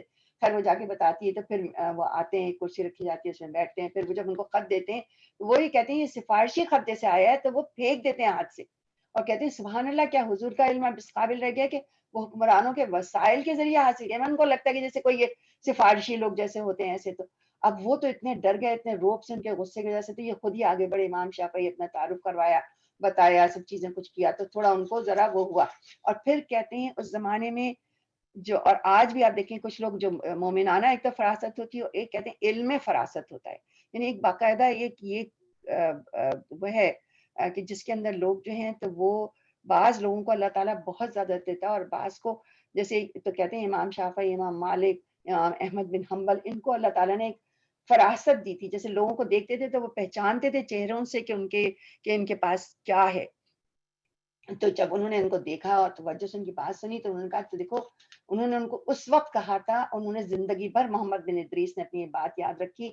انہوں نے کہا تھا امام مالک نے کہ اتق اللہ فیکون لک شان، کہ اللہ سے ڈرتے رہنا، تمہاری شان بڑی نمایاں ہوگی. اللہ نے تمہارے قلب پر نور کا القاء کیا ہے، ایسا نہ ہو کہ گناہوں کے ارتکاب سے یہ نور بجھ جائے. دیکھیں کہتے ہیں کہ یہ ان کی نصیحت انہوں نے زندگی بھر یاد رکھی کہ جو اللہ نے مجھے نور دیا ہے، ذرا سا بھی میں نے اگر کبھی گناہ کیا، کہیں ایسا نہ ہو کہ علم جو ہے میرے سے سینے سے آدمی کا ہٹا دیا جائے. اور یہ اس کے لیے ایک اور میں واقعہ پڑھ رہی تھی، ابھی یاد آ گیا، میں ابھی بتا دیتی ہوں کہ ایک دفعہ ان کے لیے کہا جاتا ہے کہ وہ خود ہی انہوں نے لکھا ہوا ہے، ان کی لکھی ہوئی تحریریں بہت موجود ہیں. تو انہوں نے کہا کہ ایک دفعہ میری ایسی نظر ذرا سی اٹھی تو میں نے ایک عورت جا رہی تھی، اس کی پنڈلی ننگی دیکھ لی. تو کہہ رہے ہیں کہ اس کے بعد میں جو جیسے میمورائز میں ہر چیز کر لیتا تھا، اس میں مجھے کمزوری ہو گئی. تو وہ ان کے ایک استاد تھے وقی زمانے میں، ان کے پاس وہ گئے تو انہوں نے ان سے ذکر کیا تو انہوں نے کہا کہ گناہوں سے بچو، گناہ اور علم جو ہے نا وہ ایک جگہ نہیں رہتے، تو اپنی نظروں کو بھی بچاؤ. تو یہ بھی یعنی انہوں نے اس بات کو ہمیشہ یاد رکھا. اور خیر تو امام مالک نے ان کو نصیحت کی، پھر ان کو کہا کہ اچھا تم کل آنا اور میری کلاس میں آ جانا، ٹھیک ہے، اور ایک آدمی کو لانا ہے تمہارے لیے پڑھے. ان کو تو نہیں پتا تھا کہ ان کو آتا بھی ہے اور ان کو موتا بھی یاد ہے وغیرہ وغیرہ. اچھا تو اب وہاں پہ یہ گئے دوسرے دن وہاں گئے. اب انہوں نے ان کے پاس نہ تو پین ہے، نہ تو قلم ہے، نہ تو انک ہے، نہ پیپر، کچھ بھی نہیں. اب ان کو یہ کہ وہ حدیث سنا رہے ہیں بیٹھے ہوئے ہیں، اور وہ ان کی حدیث کو ظاہر لکھنا چاہ رہے ہیں. تو انہوں نے ان کو سامنے ایک تنکا دکھائی دیا، انہوں نے تنکا اٹھایا، اس کو منہ میں تھوک لگاتے اور اپنے ہتھیلی پر جو وہ بولتے اس کو لکھتے رہتے. اچھا امام ان کو نہیں معلوم، لیکن امام مالک ان کی اس حرکت کو دیکھ رہے تھے. جب ختم ہو گیا ان کا درس اور ان کی مجلس تو انہوں نے ان کو بلایا. انہوں نے کہا کہ تمہارے اندر اوصاف تو ہیں لیکن میں نے تمہیں ایک بے ادبی کرتے ہوئے دیکھا. تو بڑے حیران ہوئے کہ کون سی بے ادبی؟ تو انہوں نے بتایا کہ تم بجائے حضور صلی اللہ علیہ وسلم کے فرامین جب ہمیں سنا رہا تھا، تم سننے کے بجائے ہتھیلی پر کھیل رہے تھے تنکا لے کر. تو انہوں نے کہا یا حضرت میں کھیل نہیں رہا تھا، میں تنکے سے لکھ رہا تھا، تو تاکہ مجھے یاد رہے، میرے پاس نہ پیپر ہے نہ پین ہے نہ کچھ، مجبوراً میں نے کیا. بڑے تعجب ہوا ان کو، دکھاؤ اپنی ہتھیلی، اس میں کچھ بھی نہیں لکھا ہوا. تو انہوں نے کہا کہ یہاں تو کچھ نہیں. ان کا یہ کیسے باقی رہے گا؟ تو ظاہر ہے میرا لعاب دہن تھا. تو انہوں نے کہا اچھا اگر تم صحیح کہتے ہو تو ایک ہی حدیث سنا دو پوری، تم کہتے ہو تم لکھ رہے تھے.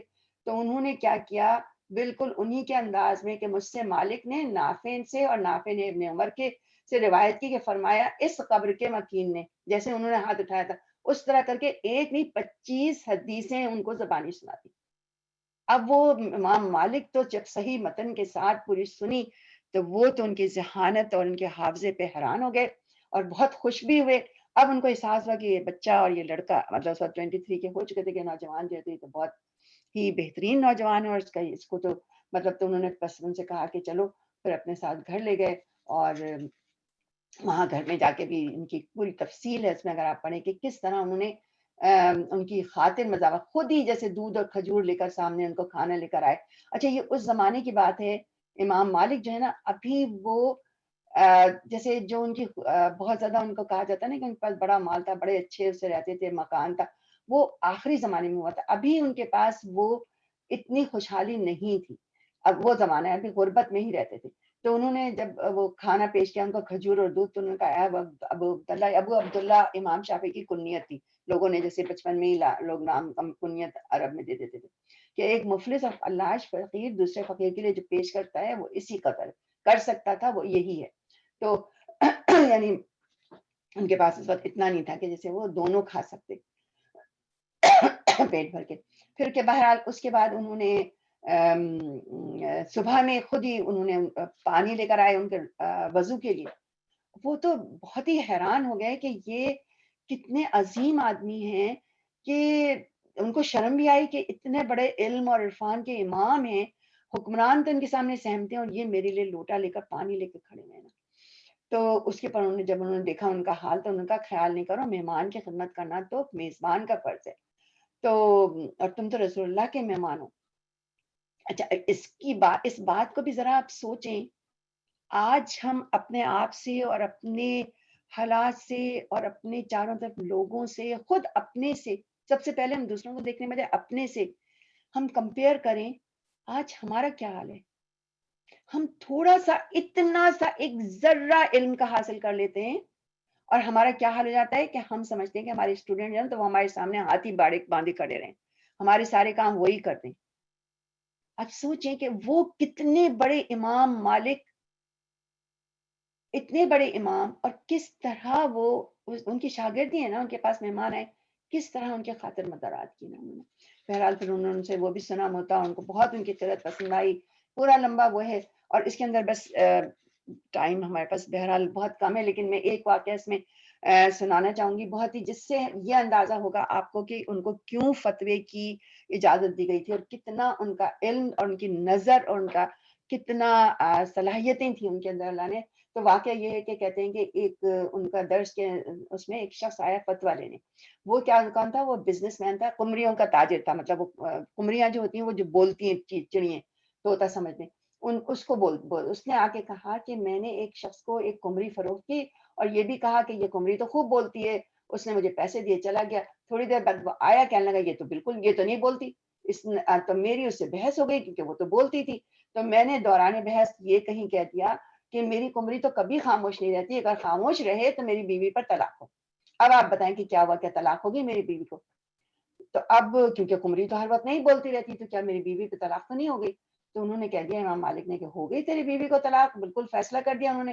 اچھا وہ بیچارہ بہت افسردہ ہو کے باہر جانے لگا، تو یہ جو تھے محمد بن ادریس، یہ اٹھے خاموشی سے، اس کے پیچھے جا کے اس کو آواز دے کے کہا کہ دیکھو مجھے ایک بات بتاتا ہے، قمری اکثر بولتی ہے اکثر چپ رہتی ہے؟ تو اس نے کہا کہ وہ اکثر بولتی ہے، کبھی کبھی خاموش بھی رہتی ہے۔ تو انہوں نے کہا پھر تم مطمئن رہو، تمہیں بیوی کو طلاق نہیں کہہ کے آگے۔ وہ واپس آیا، اس نے کہا کہ آپ کا یہ نوجوان جو ہے تو یہ کہہ رہا ہے، مجھے اطمینان دلا رہا ہے، تو آپ پھر سے سوچیں اس کے اوپر۔ ان کا بہت غصہ آیا امام مالک کو، ان کا تم نے غلط فتویٰ کیوں دیا؟ بہت غصے میں کہا۔ تو انہوں نے کہا میں نے اسے پوچھا اور اعتماد کے ساتھ بتایا کہ اس نے کہا کہ میری قمری زیادہ تر بولتی ہے اور کبھی کبھی خاموش رہتی ہے، تو میں نے یہ فتویٰ دے دیا۔ تو انہوں نے کہا اس سے کیا تعلق ہے اس کا کثرت و قلت سے؟ تو اس کے اوپر انہوں نے کہا کہ دیکھیں آپ ہی نے عبید اللہ بن زیاد کے واسطے سے یہ روایت کی ہے کہ فاطمہ بنت قیس آئیں اور رسول اللہ سے پوچھا کہ معاویہ اور ابو جہل نے مجھے شادی کا پیغام بھیجا ہے، آپ مشورہ دیں کہ ان میں سے کس کا پیغام قبول کروں؟ تو آپ صلی اللہ علیہ وسلم نے فرمایا کہ معاویہ تنگ دست ہے اور ابو جہل کبھی کندھے سے لاٹھی نہیں اتارتا۔ تو اس کے لیے کہتے ہیں کندھے سے لاٹھی، کچھ لوگ کہتے ہیں کہ وہ ہمیشہ مارتے تھے بیویوں کو، یا یہ مطلب ہے کہ وہ سفر پہ بہت رہتے تھے۔ تو حضور صلی اللہ علیہ وسلم خوب جانتے تھے کہ ابو جہل سوتا بھی ہے اور دیگر اس کی ضروریات بھی کرتا ہے، اس میں بھی مصروف رہتا ہے، ہر وقت نہیں اس کا ڈنڈا چہرے کاندھے پہ رہتا، تو ظاہر ہے اس وقت وہ اپنی لاٹھی کندھے پہ نہیں رکھتے ہوں گے۔ تو اس لیے میں نے قیاس کیا کہ حضور صلی اللہ علیہ وسلم کا منشاء مبارک یہ تھا کہ وہ اکثر کندھے پر لاٹھی رکھے رہتا ہے۔ اس بنا پر میں نے یہ فتویٰ دیا کہ قمری چونکہ اکثر بولتی ہے اس لیے طلاق نہیں ہوئی۔ تو انہوں نے امام مالک نے کہا کہ ہاں بھائی جاؤ، تمہیں بیوی کو طلاق نہیں ہوئی۔ یہ جو ان کی باریک بینی دیکھی، تو اب جو ان کی عمر ہے اس وقت امام مالک نے بھی ان کو فتویٰ دینے کی اجازت دے دی۔ ابھی جو آپ سے شروع میں انٹروڈکشن میں مریم نے بات رکھی تھی کہ دیکھیں ایک ہی چیز ہے، دو امام بیٹھے ہوئے ہیں، لیکن سوچ اور اس میں جو میں کہہ رہی ہوں کہ یہ لوگ سب مختلف تھے، اور اختلاف جو ہوتا ہے یہ ایک طرح سے حضور صلی اللہ علیہ وسلم نے فرمایا کہ اختلاف جو ہے میری امت کے لیے رحمت ہے۔ ایسا اختلاف، وہ اختلاف نہیں جو ہم لڑائی جھگڑے کرتے ہیں، وہ والا اختلاف نہیں، بلکہ یہ والا۔ تو یہ الحمدللہ ایک مثال تھی کہ انہوں نے کس طرح سے فیصلے دیتے تھے، اور کتنی ان کی بہت ہی زیادہ اچھی طرح سے آپ سوچیں کہ ان کا حال تھا۔ اچھا اب اس وقت جو تھے تو امام مالک جو ہیں انہوں نے امام شافعی کے ساتھ ان کی ماں بھی آ گئی تھی، پھر انہوں نے ان کو ان سے ملنے گئے، جب امام مالک کے پاس کافی عرصے رہے، پھر اس کے بعد امام مالک جب ملنے گئے، ان کا ایک واقعہ آتا ہے کہ انہوں نے امام مالک کے ساتھ جب رہتے تھے نا، خاص طریقے سے لباس پہننا شروع کر دیا تھا، ٹربن وغیرہ پہنتے تھے۔ اب وہ جب اپنی ماں کے پاس گئے اور دروازہ نوک کیا تو انہوں نے پوچھا کہ اچھا تم کیا لے کر آئے ہو امام مالک کے پاس، یعنی اتنے دن ان کے ساتھ گزارے تو کیا لے کر آئے؟ تو انہوں نے کہا کہ یہ تھا علمی والادب، کہ میں علم اور مینرز لے کر آیا ہوں امام مالک کے پاس سے۔ تو انہوں نے کہا ماں نے کہ واپس جاؤ، تم کچھ بھی نہیں لے کر آئے۔ اب وہ بڑے پریشان ہوئے، دروازہ بھی نہیں کھولا، ان کو بلایا بھی نہیں، کہہ دیا کچھ نہیں لے کر آئے۔ تو انہوں نے جا کے امام مالک کو بتایا کہ انہوں نے تو یہ کہا ہے میری ماں نے مجھ سے کہ واپس جاؤ۔ اور تو ان کو یاد آیا، اب کل آپ کو یاد آیا کہ کل آپ کو سیما نے بھی ایسے ہی واقعہ سنایا تھا امام مالک کا کہ جب ان کی والدہ جو تھی ان کو ٹربن پہناتی تھی تیار ہوتے تھے تو ان کو کہتے تھے جائیے ربیہ کے پاس جا کے سیکھیے اور ان سے آداب اور علم سیکھو، مطلب مینرز اور نالج. تو پہلے مینرز کہتی تھی، تو پہلے مینرز سیکھے جاتے ہیں. آج دیکھیں بچوں کا یہی ہے نا کہ ٹیچرز کو باتیں بتاتے ہیں، یعنی ہمارے بچوں کی بات کر رہی ہوں کو اس کے نام رکھتے ہیں، ان کو کیا کیا کہہ کے پکارتے ہیں، حالانکہ ٹیچرز کو دیکھ کر لوگ سیکھتے ہیں. مینرز جو ہے نا وہ ان سے سیکھے جاتے ہیں. اسی لیے اگر ذرا بھی انسان کسی کو سکھانے کے اس پہ ہو تو اپنے آپ کو ضرور دیکھے. تو انہوں نے ان کو یہ بات یاد آ گئی تو انہوں نے کہا اچھا واپس جا کے اپنی ماں سے جب وہ پوچھیں پہلے یہ کہو کہ ادب اور علم، یعنی علم سے پہلے ادب بتاؤ. تو امام شافعی جب واپس گئے اور واپس جا کے انہوں نے یہی بات کہی تو پھر انہوں نے ایکسکیوز می، بسم اللہ الرحمن الرحیم. تو جب انہوں نے ماں سے جا کے یہ بات کہی تو پھر انہوں نے کہا کہ ہاں تم نے دروازہ کھولا اور تم نے واقعی سیکھا ہے. اب آپ دیکھیں کہ امام شافعی اتنے بڑے عالم تھے، ان کے واقعات میں آتا ہے کہ لیکن اس کے باوجود جب بھی وہ درس دے رہے ہوتے تھے تو کہتے تھے کہ قالت امی، میری ماں نے یہ کہا، میری امی نے یہ کہا. یعنی ہر بات میں ان کو کوئی اس میں جھجک نہیں ہوتی تھی کہ میری ماں نے مجھے یہ سکھایا. جیسے لوگ کہتے ہیں نا میرے شیخ نے مجھے یہ سکھایا، تو وہ ہر بات میں کہتے تھے، بتاتے تھے. ایک دفعہ انہوں نے یہ کہا کہ میری ماں نے مجھ سے کہا ہے کہ جس شخص کے الفاظ تبدیل ہو جائیں دو جمعے کے درمیان اس کی بات پہ بھروسہ مت کرنا. یعنی اپنے لیکچرز میں ماں کو کوٹ کیا کرتے تھے. تو اتنا زیادہ اپنی ماں کی عزت اور محبت کرتے تھے. اور امام مالک نے ان کو بہت سپورٹ کیا، ان کو، ان کی ماں کو، سب کو. اور ان کے لیے آتا ہے کہ امام شافعی رات میں نماز پڑھتے تھے اور جیسے رات جو ہے وہ ان کی وجہ سے روشن ہوتی تھی. اور ان کے لیے آتا ہے کہ ایک قرآن ایک دن میں ختم کرتے تھے اور رمضان میں 2 قرآن ختم کیا کرتے تھے. اچھا رمضان میں 2 قرآن ختم کرتے تھے تو ہمیں اس سے کیا بات سمجھ میں آ رہی ہے؟ کچھ آپ کو سمجھ میں آ رہا ہے کہ وہ روزانہ ویسے 1 قرآن پڑھتے تھے لیکن رمضان میں 2 قرآن پڑھتے تھے. اب کسی کو کوئی بات سمجھ میں آ رہی ہے اس سے؟ ہمارے لیے اس میں کیا لیسن ہے؟ کیا ہے کہ ہم جو روزانہ پڑھتے ہیں نا رمضان میں ہمیں اس کا ڈبل کرنا چاہیے، ہے نا. اللہ تعالیٰ ہم سب کو اس کی سمجھ دے، توفیق دے. ان کا ایک یہ بھی قول ہے کہ کہتے ہیں کہ جب ایک دوسرے کے خلاف کوئی کچھ کہے تو ہٹ جاؤ اور دعا کیا کرتے تھے کہ اللہ میری زبان سے حق نکلے، کوئی اور چیز نہ نکلے میری زبان سے. یعنی دوسرا بھی اگر بحث بھی ہو رہی ہوتی تھی نا تو کہتے تھے کہ اس کی زبان سے بھی اور میری زبان سے بھی، یعنی جو بھی بات صحیح ہے اگر تو میں اس کو مان لوں گا. اور ان کا ایک واقعہ آتا ہے کہ ان کو بہت نفرت اس بات سے کسی کو جھوٹا کہیں، کذاب کہیں. کسی نے ایک دفعہ ان کی درس کی محفل جاری تھی، مجلس میں کسی نے فاجر فاسق کا، تو بجائے جواب یہ دیتے کہ جیسے یہ کہتے کہ تم غلط ہو یا وہ ہو، ان سے کیا کہا کہ اگر تو وہ سچا ہے تو میری اللہ تعالیٰ تو اصلاح کر دے، مجھے معاف کر دے. اور اگر یہ بات سچی نہیں، یہ نہیں کہا کہ اگر یہ شخص جھوٹا ہے تو، بلکہ یہ کہا کہ اگر یہ بات سچی نہیں تو اللہ اس کو معاف کر دینا. تو اور ان کے لیے آتا ہے کہ بہت فنی باتیں کرتے تھے جب درس کے درمیان اپنے اسٹوڈنٹ سے، اور جیسے ریڈلز ہیں اور جوکس ہیں جیسے پوچھتے رہتے تاکہ لوگ جو ہے نا ان کا ذہن چلتا رہے. اور کہتے ہیں بیماری میں بھی وہ مزاح کیا کرتے تھے بہت. اور یعنی اسٹوڈنٹس کو اپنے وہ الرٹ رکھتے تھے. یہ نہیں کہ ان کو بس خالی سن رہے ہیں تو سنتے سنتے آپ کا ذہن بھی وہ ہو جاتا ہے نا، تو ان کے دماغ کو جیسے جگائے رکھتے تھے. صدقہ بہت دیا کرتے تھے. اور وہ سب سے زیادہ انہوں نے بہت زیادہ ٹریول کیا پوری مسلم دنیا میں. آپ دیکھیں جیسے امام مالک کا کل آپ نے سنا کہ امام مالک مدینے سے نہیں نکلے بالکل بھی، لیکن وہ کہاں کہاں گئے، یمن گئے، مصر گئے. اور جب تک امام مالک کے ساتھ تھے ان کو چھوڑنا نہیں چاہتے تھے، ماں کی وجہ سے بھی سفر نہیں کرنا تھا، لیکن اس کے باوجود وہ جو تھے تو وہ ہر جگہ ان کے علم کے لیے، انہوں نے ہر جگہ انہوں نے علم کے لیے سفر کیا. اور اکثر کہتے ہیں کہ وہ اکثر، لیکن ان کا ایک خاص وہ تھا جملہ جو وہ کہا کرتے تھے. اور اس بات کو ذرا ہم غور سے سنیں کہ مجھے اس شخص پہ حیرت ہے جو لغت عرب، ایام عرب سے ناواقف ہونے کے باوجود قرآن مجید کی تفسیر کرنے کی جرات کرتا ہے. اور کوئی شخص قرآن مجید سے نصیحت حاصل نہیں کر سکتا بائیں طور کہ اس کا نفس قرآنی وعدوں پر مطمئن ہو جائے، وہ وعید سے لرز جائے، وحدانیت اور رسالت کے حقائق سے صحیح آشنا ہو سکے، تاکہ وہ معنی کو سمجھنے کی اہمیت جب تک وہ پیدا نہ کر لے اور جب تک کہ اس کے حلاوت محسوس نہ کر لے، اور جب تک حضور صلی اللہ علیہ وسلم کے جو حالات زندگی ہیں ان بقائے پر جن کے لحاظ و مناسبت سے قرآن کا نزول ہوا اس سے باخبر نہ ہو جائے. یعنی یہ ساری چیزیں جو ہیں قرآن کی تفسیر کے لیے ضروری ہیں.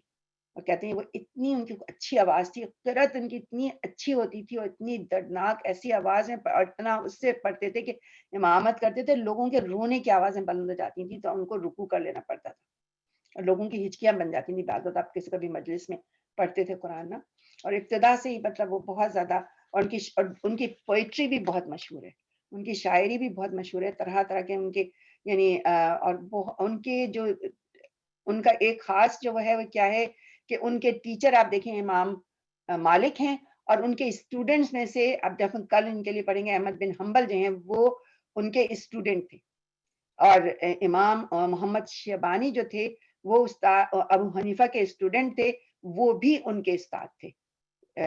اور احمد بن حنبل جو ہیں وہ یہ کہتے ہیں کہ امام شافعی جو وہ مجدد ہیں، یعنی ہر 100 سال کے پر اللہ تعالیٰ کسی عالم کو بھیجتے ہیں جو دین کو ریوائیو کرتا ہے نا. تو پہلے مجدد وہ کہتے تھے کہ خلیفہ عمر بن عبدالعزیز ہیں، اور دوسرے جو ہیں وہ یہ اللہ تعالیٰ نے ان کو امام شافعی کو بھیجا ہے. اور انہی کا قول ہے کہ جس کا امام احمد بن حنبل کا کہ جس کا دوات قلم سے ذرا بھی تعلق ہے اس کی گردن پر شافعی کا احسان ہے. تو یہ اور ان کی شعر و شاعری جو ہے اس میں سے ایک شعر میں پڑھ رہی تھی وہ جو میں آپ کے ساتھ شیئر کروں کہ مطلب میں تو اردو اس کی ٹرانسلیشن ہے، عربی میں ظاہر ہے اس کی جو خوبصورتی ہوگی لیکن اس کے معنی بھی بڑے اچھے ہیں کہ محبوب بیمار ہوا تو میں اس کی عادت کے لیے گیا اور اس پر اندیشہ کر کے خود بیمار پڑ گیا. محبوب اچھا ہو گیا تو وہ میری عیادت کے لیے آیا اور اس کو دیکھنے سے مجھے شفا ہو گئی. مطلب اس کے معنی بھی دیکھیں، کہتے ہیں اور بدی فل بدی جیسے شعر کہہ دیا کرتے تھے. ان کا ایک قول ہے وہ بھی شعر ہی ہے، اس کا وہ ترجمہ ہے کہ خواہش نفس کی مخالفت کر کیونکہ خواہش نفس انسان کو عیبدار چیزوں کی طرف لے کے جاتی ہے. تو یہ تمام چیزیں جو ہیں ان کی بہت زیادہ ایسی چیزیں جو ہمارے سیکھنے کی ہیں. وہ امام مکی بھی کہلاتے ہیں، امام مصری بھی، کیونکہ آخری دور میں وہ مصر چلے گئے تھے. اور ان کے لیے کہا جاتا ہے کہ امام احمد بن حنبل کا قول ہے کہ فقہ جو ہے وہ فقیوں کے لیے قفل تھا جسے اللہ تعالیٰ نے امام شافعی کے ذریعے کھول دیا. انہوں نے اتنا سفر کیا، ہر جگہ سے جا جا کے علم سیکھا، ہر ایک جہاں بھی ان کو پتہ چلتا تھا وہ وہاں جاتے تھے. اور پھر وہ پہلے شخص ہیں جنہوں نے خود جو مذہب یعنی جو ان کا انہوں نے اس ایک چیز جو لی تھی اپنے اس خاص انداز میں اس کو سمجھا تھا، اس کو کتاب کی شکل میں لکھا. ان کی کتاب الرسالہ جس میں فقہ کے اصول ہیں اور اس کے اوپر تقریباً سارے مذہب ایگری کرتے ہیں. انہوں نے امام ابو حنیفہ نے جو تھا اصول شریعہ لکھا، امام مالک نے اصول حدیث، اور امام شافعی نے اصول فقہ لکھا. اور سائنس آف انصاف جو تھی یعنی لوگوں کے وہ لینیج وغیرہ جاننے کا، اس کا بھی بڑا اچھا ایک آپ لوگوں کو اچھا لگے گا. میں آپ لوگوں کو خاص طور سے ہم لوگوں کو اس بات سے خوشی ہوگی کہ ایک دفعہ ان کے پاس نا ایک بڑے مشہور جو تھے عبد الملک شام، وہ لینیج میں ایکسپرٹ تھے.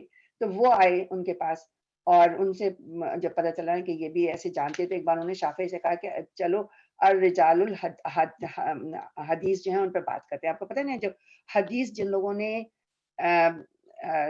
لوگوں نے نقل کی، جن سے پورا جو چینج ہوتی ہے نا کہ فلاں، جیسے بھی میں نے آپ سے کہا کہ شافعی نے ابن عمر سے اور ابن عمر نے فلاں سے، اس طرح سے جو چین ہوتی ہے تو اس کا علم جو ہے نا وہ بھی یاد ہونا بہت بڑی بات ہوتی تھی. وہ بھی لوگ حفظ کیا کرتے تھے جس کو علم ہوتا تھا. تو اس کو جب پتہ چلا تو وہ ان کے پاس آئے کہ چلو ہم اس پہ بات کرتے ہیں. تو آپ کو پتہ ہے امام شافعی نے کہا کہ نہیں، وہ تو ایک عام سی بات ہے، ہر ایک اس پہ بات کرتا ہے، چلو ہم النساء الحدیث سے بات، الرجال الحدیث کے بجائے النساء الحدیث سے بات کرتے ہیں. یعنی the knowledge and the lineage of the lineage of the women narrators، جو narrators of حدیث ہیں، جو women ہیں، ہم ان کے اوپر بات کریں کیونکہ اتنی حدیثیں جو وہ تو عورتوں کے تھرو آئی ہیں نا. تو وہ اپنے زمانے کی، آپ کو پتہ ہے نا کہ عورتیں جو ہیں وہ خود بھی بڑی بڑی اسکالرس تھیں، اور ان کو امام شافعی کو 1000 سے زیادہ ایسے لوگوں کے نام، ان کے لینیج، ان کی انصاب ان کو پتہ تھے جو حدیث کی اسکالرس تھیں. تو وہ شخص اتنا حیران ہوا کہ آج تک کبھی کسی نے ایسی بات نہیں کری. تو ان کی ایک بلکہ نظم ہے جس کا اس کے بارے میں انہوں نے نصاب الرجال انہوں نے کہا لیٹس ناٹ ٹاک اباؤٹ انصاب الرجال، لیٹس ٹاک اباؤٹ انصاب النساء، پورا ایک انہوں نے اس کے اوپر ایک نظم دی ان کی. اور یہ ہمارے اسلام کی خوبصورتی ہے نا. دیکھیں آپ کسی بھی اور اسلام میں کسی بھی اور مذہب میں آپ دیکھیں کہیں ایسا نہیں کہ جہاں آپ کو عورتوں کا تذکرہ ملے گا کہ انہوں نے اتنا علم حاصل کیا اور وہ بھی اسکالرز رہے. عورت اور مرد دونوں اسلام میں برابر کے ہیں. وہ کسی بھی جگہ اتنی تفصیل سے عورتوں کے بارے میں نہیں ہے جتنا ہمارے مذہب میں لکھا گیا ہے کہ عورتوں کا بھی باقاعدہ ایک چین ہے، پورا ایک ان کا علم آپ کو حاصل کرنا پڑتا ہے. انہوں نے حصہ لیا. ہم جب فلاں شیخ کی بات کرتے ہیں نا تو ہم عورتوں کو بھول جاتے ہیں. عورتیں بھی وہ حضرت عائشہ بھی اور اس کے بعد بھی نہ جانے کتنی عورتیں ہوئی ہیں جو کہ بہت زیادہ اسکالر تھیں، بہت اچھی جو تھی وہ گزری ہیں. اچھا اس میں بہت ساری اور چیزیں اس کے اندر ہیں، لیکن بہرحال مختصراً کر کے ہم یہ کرتے ہیں کہ اب جب وہ ان کے پاس تھے مدینے میں پھر ان کو اب شوق ہوا کہ پتہ چلا کہ میں امام ابو حنیفہ جو تھے وہ کوفے میں تھے. ایک قافلہ آیا ہوا تھا، انہوں نے پتہ کیا کہ ان کے کوئی اسٹوڈنٹ ہے وہاں پہ. تو انہوں نے بتایا کہ ہاں وہاں پہ دو ہیں جو ان کے ابو یوسف اور امام محمد، بہت وہی امام ابو حنیفہ کے بہت اچھے اسٹوڈنٹ. تو اب ان کو شوق ہوا کہ میں ان سے جا کر سیکھوں. تو اب میں وہاں جاؤں، کوفے چلوں، وہاں جاؤں، عراق جاؤں. اب وہ ان کو یہ ہوا تو انہوں نے پھر آ کے امام مالک سے ذکر کیا. ان کا کہ میرا دل چاہتا ہے اپنی ماں کے پاس جاؤں، وہاں جاؤں، یا میں علم کے لیے میری تو یہی جستجو ہے کہ علم سیکھوں. تو انہوں نے کہا نہیں تم کوفے جاؤ. علم جو طالب علم جو ہوتا ہے اس کے لیے فرشتے پر بچھاتے ہیں، علم کے فائدے ختم نہیں ہوتے. امام مالک نے ان سے کہا تم جاؤ، ہماری دعائیں ساتھ ہیں. تو پھر وہ وہاں چلے. اب ان کا بھی پورا بڑا بہت بہترین ان کا آتا ہے کہ کس طرح امام مالک نے ان کو اس زمانے میں ان کے پاس اتنا نہیں تھا لیکن اس کے باوجود ان کے لیے کھانا، گٹری میں سفر کا سامان دیا. خود ان کو چھوڑنے گئے کوفے کے لیے. وہاں جا کے آواز دے کے پوچھا کوئی کرائے پہ اونٹ دیتا ہے؟ اب امام مالک کی بات سن کے ان کو پتا تھا کہ ان کے پاس تو کوئی نہ درہم نہ دینار، کیسے دیں گے پیسے کرائے کے، اور میرے پاس بھی نہیں ہے. تو ان کا آپ ایسی بات کیوں کرے؟ تو انہوں نے اس سے کہا کہ جب تم میرے پاس سے اٹھ کے گئے تھے تو کسی نے مجھے آ کر دروازے میں دستک دے کے ایک تھیلی دی، اس میں 100 دینار تھے، 50 میں نے رکھ لیے، 50 تمہارے لیے. تو انہوں نے 4 دینار میں اونٹ کا کرایہ دیا اور پھر باقی ان کو دے دی. تو یعنی ان کا امام مالک کا بھی ان کے ساتھ بہت زیادہ وہ رہا. پھر یہ وہاں سے مدینے چلے، وہاں مدینے سے کوفہ چلے. وہاں گئے 24 دن میں کہتے ہیں وہاں پہنچے تھے. ان کے اس میں آتا ہے. اور پھر وہاں جا کے انہوں نے دیکھا کسی کو کہ جو مسجد میں نماز پڑھ رہا تھا صحیح نہیں، ان کو یعنی وہ ان کے حساب سے صحیح نہیں تھی. تو انہوں نے اس کو ٹوکا. تو پھر اس نے اپنے استادوں سے، وہی جو امام محمد شیبانی اور جو ابو یوسف ان کے امام ابو حنیفہ کے جو استاد تھے، اس نے ان سے کہا کہ آپ نے تو کبھی مجھے نہیں کہا وہ لڑکا تو مجھے وہ آدمی تو اس طرح، کیونکہ وہ چہرے سے وہ لڑکے ہی لگتے تھے. تو انہوں نے کہا کہ وہ تو مجھے اس طرح کہہ رہا تھا. خیر انہوں نے ان سے پوچھا، بلایا، ان کو بات ہوئی ان کے پاس. انہوں نے کہا نہیں ان کو خود آئے، وہ گئے ان کے پاس. تو پھر انہوں نے پوچھا کہ آپ کہاں سے ہیں اور کون ہیں اور کیا تم نے امام مالک کو دیکھا ہے؟ تو انہوں نے بتایا کہ ہاں میں تو ان کے پاس بھی رہ کر آیا ہوں. اور تو انہوں نے کہا کہ موتا دیکھی؟ ان کا دیکھی نہیں، مجھے پوری حفظ ہے. اب وہ بڑے حیران ہوئے. پھر انہوں نے کاغذ قلم منگوا کے اس پہ کچھ سوالات لکھے، خالی جگہ چھوڑ دی کہ اب اس میں مطلب موتا کے حساب سے کہ تم اس کے جواب دو. انہوں نے لکھ دیے سارے. پھر بڑے وہ امپریس ہوئے ان سے کہ یہ تو واقعی میں اتنا کچھ جانتا ہے. پھر انہوں نے کہا کہ آپ میرے ساتھ چلیں، میرے مہمان ہیں. وہ اپنے ساتھ امام محمد شیبانی جو تھے وہ ابو حنیفہ کے اسٹوڈنٹ تھے، سب سے بہترین. وہ اور ابو یوسف وہ اپنے ساتھ ان کو لے گئے، ان کو اپنے ساتھ مہمان رکھا. اور جب لے کے گئے ان کو نا، تو کھانے سے کے بعد انہوں نے نماز عشاء کے بعد ان کے پاس بہت کتابیں تھی. تو انہوں نے کہا کاش مجھے کتاب پڑھنے کا موقع ملے نا. تو پھر انہوں نے امام محمد نے ان کو ایک کتاب دی. وہ ان کی امام ابو حنیفہ کی جو ایک کتاب ہے الکتاب الاوسط، وہ تو سونے چلے گئے. یہ انہوں نے رات بھر میں پوری وہ کتاب پڑھ لی. ان کو تو حفظ ہو گئی پوری کتاب، انہوں نے حفظ کر لی. یہ اس زمانے کا ان کا واقعہ ہے. پھر کچھ عرصے وہ رہے ان کے پاس. پھر انہوں نے ان سے اجازت لی اور کہا کہ مجھے واپس جانا ہے، مجھے اپنی ماں کی یاد آ رہی ہے. تو انہوں نے بہت روکا. پھر ان کو بہت پیسے وغیرہ دیے کہ تم مجھ سے لے لو. ان کو بہت پسند کرنے لگے. تو کچھ عرصے ان کے پاس وہ رہے. پھر اس کے بعد جو ہے وہ وہاں سے نکل کے اور پھر کوفے سے وہ پھر کچھ عرصے کے لیے بغداد گئے. اور بغداد میں بھی کئی شہروں میں ادھر ادھر گھومے. بغداد میں کہتے ہیں زمانے میں یہ ہارون رشید کا تھا. کچھ عرصے وہاں بھی رہے. وہاں کا بھی پورا آپ اگر پڑھیں تو پوری ان کی ایک تفصیل آتی ہے کہ انہوں نے وہاں پہ بھی کیا کیا کیا. اور اس کے بعد پھر واپس وہ پھر ماں کے پاس آئے. لیکن وہاں پہ جب واپس آئے تو ان کی ماں جو تھی تو وہ کافی اس وقت بوڑھی ہو چکی تھی. اور ان کو ان کو یہ لگا کہ جیسے مجھے اپنی ماں کے پاس رکنا چاہیے تھا، لیکن خیر جب وہ آ رہے تھے واپس، تو جب ان کو حجاج جو آ رہے تھے ان سے کسی سے حضرت مالک کے لیے پوچھا تو انہوں نے کہا کہ وہ تو بڑے مزے میں ہیں اور وہ تو بہت ان کے پاس تو دولت کا انبار ہے اور وغیرہ وغیرہ. تو انہوں نے کہا اچھا، تو ان کو بڑی حیرت. ان کا اچھا، میں نے ان کو اس حال میں تو دیکھا تھا، مجھے ان کو اس حال میں بھی دیکھنا چاہیے. تو وہاں گئے، وہاں جا کے مدینے دوبارہ پہنچے. وہاں انہوں نے دیکھا کہ شاندار اونچی کرسی رکھی ہے، اس میں امام مالک بیٹھے ہوئے ہیں وقار کے ساتھ. اور پھر وہ ان کو پھر وہ سوال پوچھ رہے تھے تو چپکے سے وہ جواب کسی دوسرے کو بتاتے رہے. بہت اچھا وہ واقعہ ہے. آپ لوگ ہو سکے تو ضرور اس کتاب کو پڑھیں. بہت اچھے اچھے ان کے واقعہ، جیسے میں کہہ رہی ہوں نا کہ you will really feel like کہ آپ کا مائنڈ جو ہے نا وہ بلو ہو رہا ہے، کہ سوچ کے چکر وہ ہوتا ہے کہ اچھا ہمیں معلوم نہیں کہ کتنی عظیم ہستیاں تھیں یہ. خیر تو پھر اس کے بعد انہوں نے پہچان لیا امام مالک نے ان کو، جب ان کے جوابات سے پھر کہ اچھا یہ تو وہی. پھر وہ اپنے ساتھ لے گیا. پھر دیکھا انہوں نے تو بڑے ان کو افسوس ہوا کہ اتنا بڑا ان کا گھر تھا اور اتنے اداس جیسے ہو گئے وہ. تو انہوں نے خود سمجھ لیا، انہوں نے کہا کہ اچھا تم مجھے دیکھ کر تو کہیں میرے حال دیکھ کر تو تم یہ تو نہیں سوچ رہے ہو کہ میں دنیا کا طالب بن گیا ہوں اور آخرت کو دنیا پہ قربان کر دیا ہے. تو وہ رونے لگے شافعی، کہنے کہ ہاں مجھے یہی اندیشہ ہو رہا ہے. تو انہوں نے کہا کہ آپ واقعی میرے سچے دوست ہیں، لیکن یہ جو جیسے کل سیما نے بھی بتایا تھا کہ وہ تحفے جو ہوتے تھے نا اس کو رد نہیں کرتے تھے. تو کہتے تھے یہ سنت کی پیروی میں کرتا ہوں. حضور صلی اللہ علیہ وسلم تحفہ کبھی منع نہیں کیا کرتے تھے، تو اسی لیے میں تحفہ کبھی منع نہیں کر سکتا. تو اس لیے میں تحفہ لے لیتا ہوں. اور یہ دیکھیں آپ چل کے انہوں نے دکھایا کہ یہ ساری چیزیں جو ہے مجھے دوست احباب نے تحفے میں دی ہیں. اور پھر ان کا اس میں سے آدھا میں آپ کو دیتا ہوں. تو ان کا نہیں بھی، پھر میں آپ کے لوگ آپ کے بچے اور وہ سب وہ کریں گے تو آپ پھر مجھے لکھ کر دیں گے مجھے دے رہے ہیں.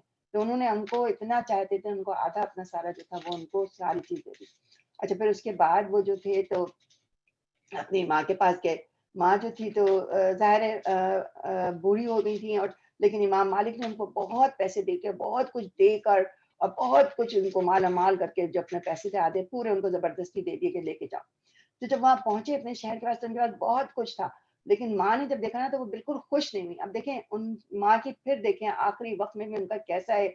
وہ حیران ہوئی اور دیکھ کے کہا کہ بیٹا جب میں نے رخصت کیا تھا تمہارے پاس میرے دینے کے لیے کچھ بھی نہیں تھا، 2 پرانی یمنی چادریں دی تھی، اور تم اب آئے ہو تو کیا تم یہ اپنے چچا کے بیٹوں پر بڑائی جتانے کے لیے اتنا مال لے کر آئے ہو؟ تو ان کا کہ بڑے حیران پریشان ہوئے گا، نہیں میں نے تو یہ نہیں کچھ نہیں سوچا. تو انہوں نے کہا اب میں کیا کروں؟ تو انہوں نے کہا اعلان کرو بھوکے آئیں اور غلہ لے جائیں، ننگے آئیں کپڑے لے جائیں، دولت لے جائیں، سواریاں لے جائیں. سب دلوا دیے، یہاں تک کہ جو ان کے پاس 5 دینار رہ گئے تھے وہ بھی کہا کہ اس لونڈی کو دے دو. اور جیسے گئے تھے ویسے ہی ان کو گھر میں پھر اپنے لے کر گئے.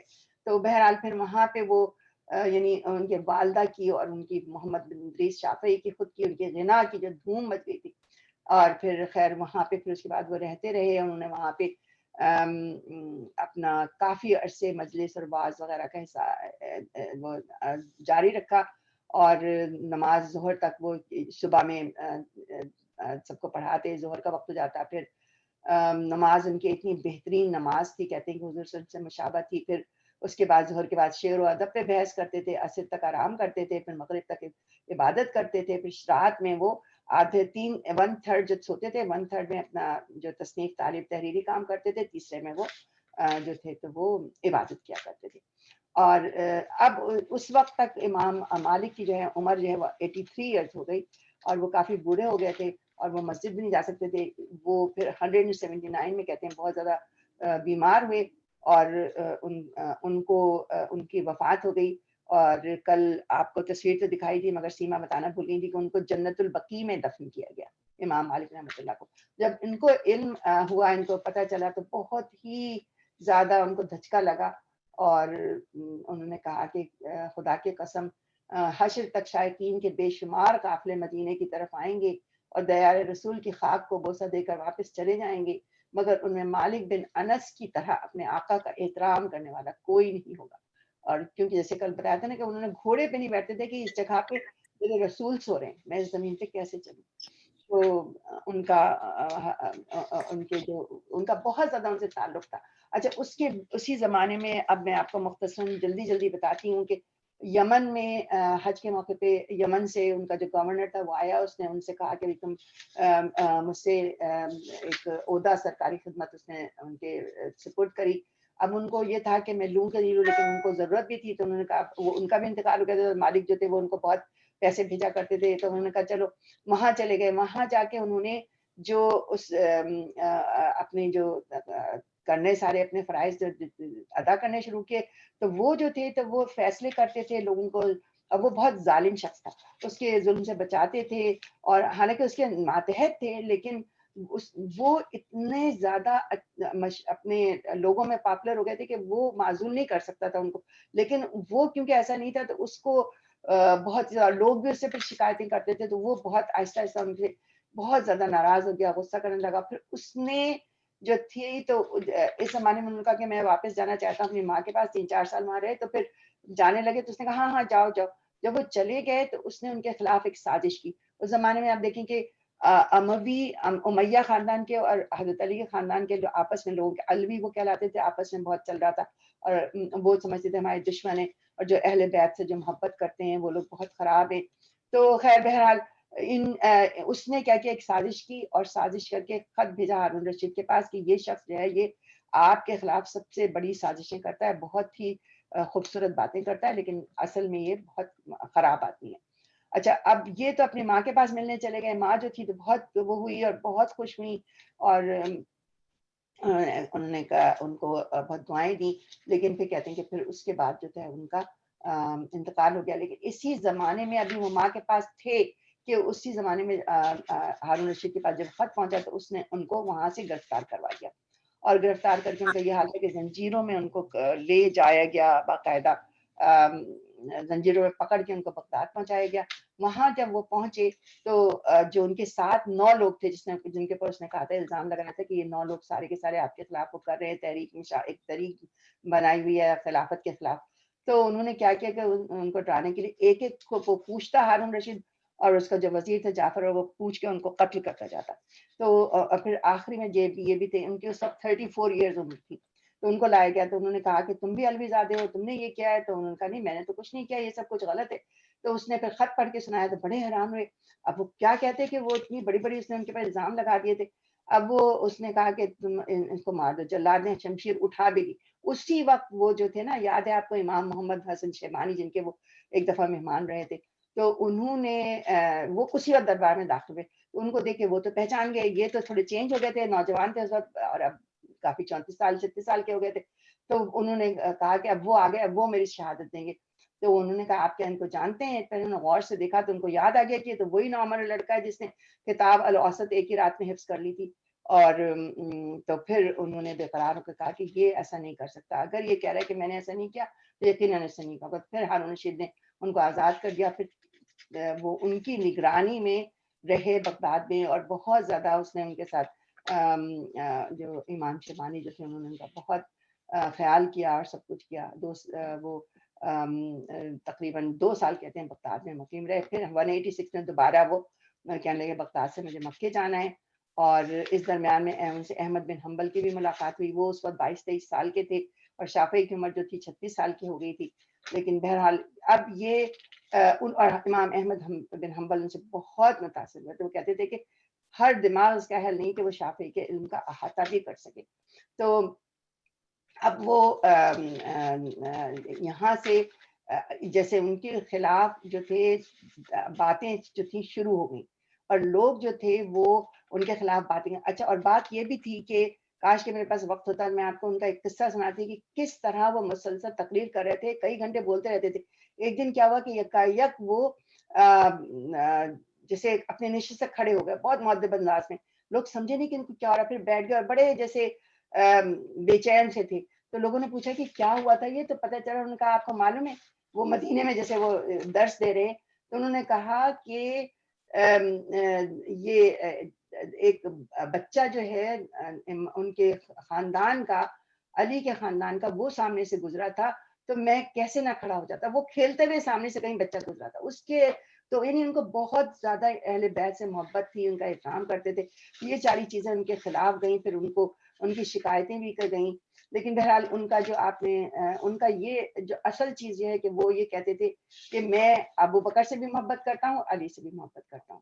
اور انہوں نے ہر ایک سے محبت کی. انہوں نے ایکچولی امام ابو حنیفہ کا بھی سارا کچھ اس میں سے لیا. امام مالک کا بھی دیا انہوں نے، ان سب چیزوں کو اپنی اس میں رکھا ہے نا. اور بہت زیادہ اہل بیت کی وہ کیا کرتے تھے عزت اور احترام. اور پھر تقریباً 9 سال جو ہے وہ رہے. پھر اس کے بعد کہتے ہیں کہ ان کا جو تھا مصر، وہاں پہ ایک جو تحریک جو تھی وہ وہاں پہ بہت چل گئی تھی. وہ کہتے تھے کہ مخلوق ہے قرآن، جو ہے وہ اللہ کی کلام نہیں بلکہ مخلوق ہے.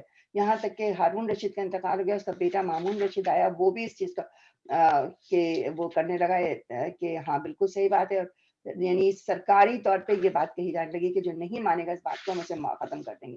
تو ان کو لگا کہ یہ ایک ایسا یہاں پہ چل رہا ہے تو مجھے یہاں سے نکل جانا چاہیے. وہ مصر چلے گئے.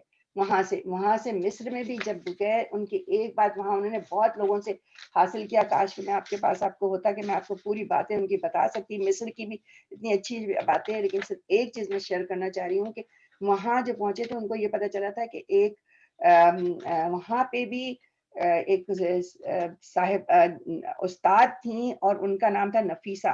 اور وہ ان کی بھی لینیت جو ہے نا بہت زبردست. وہ امام جعفر فاروق کی ڈاٹر ان لا تھیں، اور اس کے علاوہ بھی وہ خود بھی مطلب ان کے بہت وہ تھی. آ کے وہ لوگ مصر میں ہو گئے تھے، تو جا کے ان کے پاس بیٹھتے تھے اور ان کو وہ اپنا جو الرسالہ انہوں نے جو لکھا تھا اس آنے سے پہلے مصر میں، اس کے ساتھ انہوں نے اس کو باقاعدہ اس کو ریویو کیا. اور وہ عورت تھیں، آپ دیکھیں یہ ہے مطلب ان کو اتنا تھا کہ ان ہر روز ان کے گھر پہ جایا کرتے تھے، وہ ان سے سیکھنے کے لیے جایا کرتے تھے. اور انہوں نے کتاب الام بھی لکھی وہاں پہ. مشہور کتابیں ان کی الرسالہ اور کتاب الام، اور نفیسہ بنت الحسن سے وہ مطلب ہر وقت وہ کرتے تھے.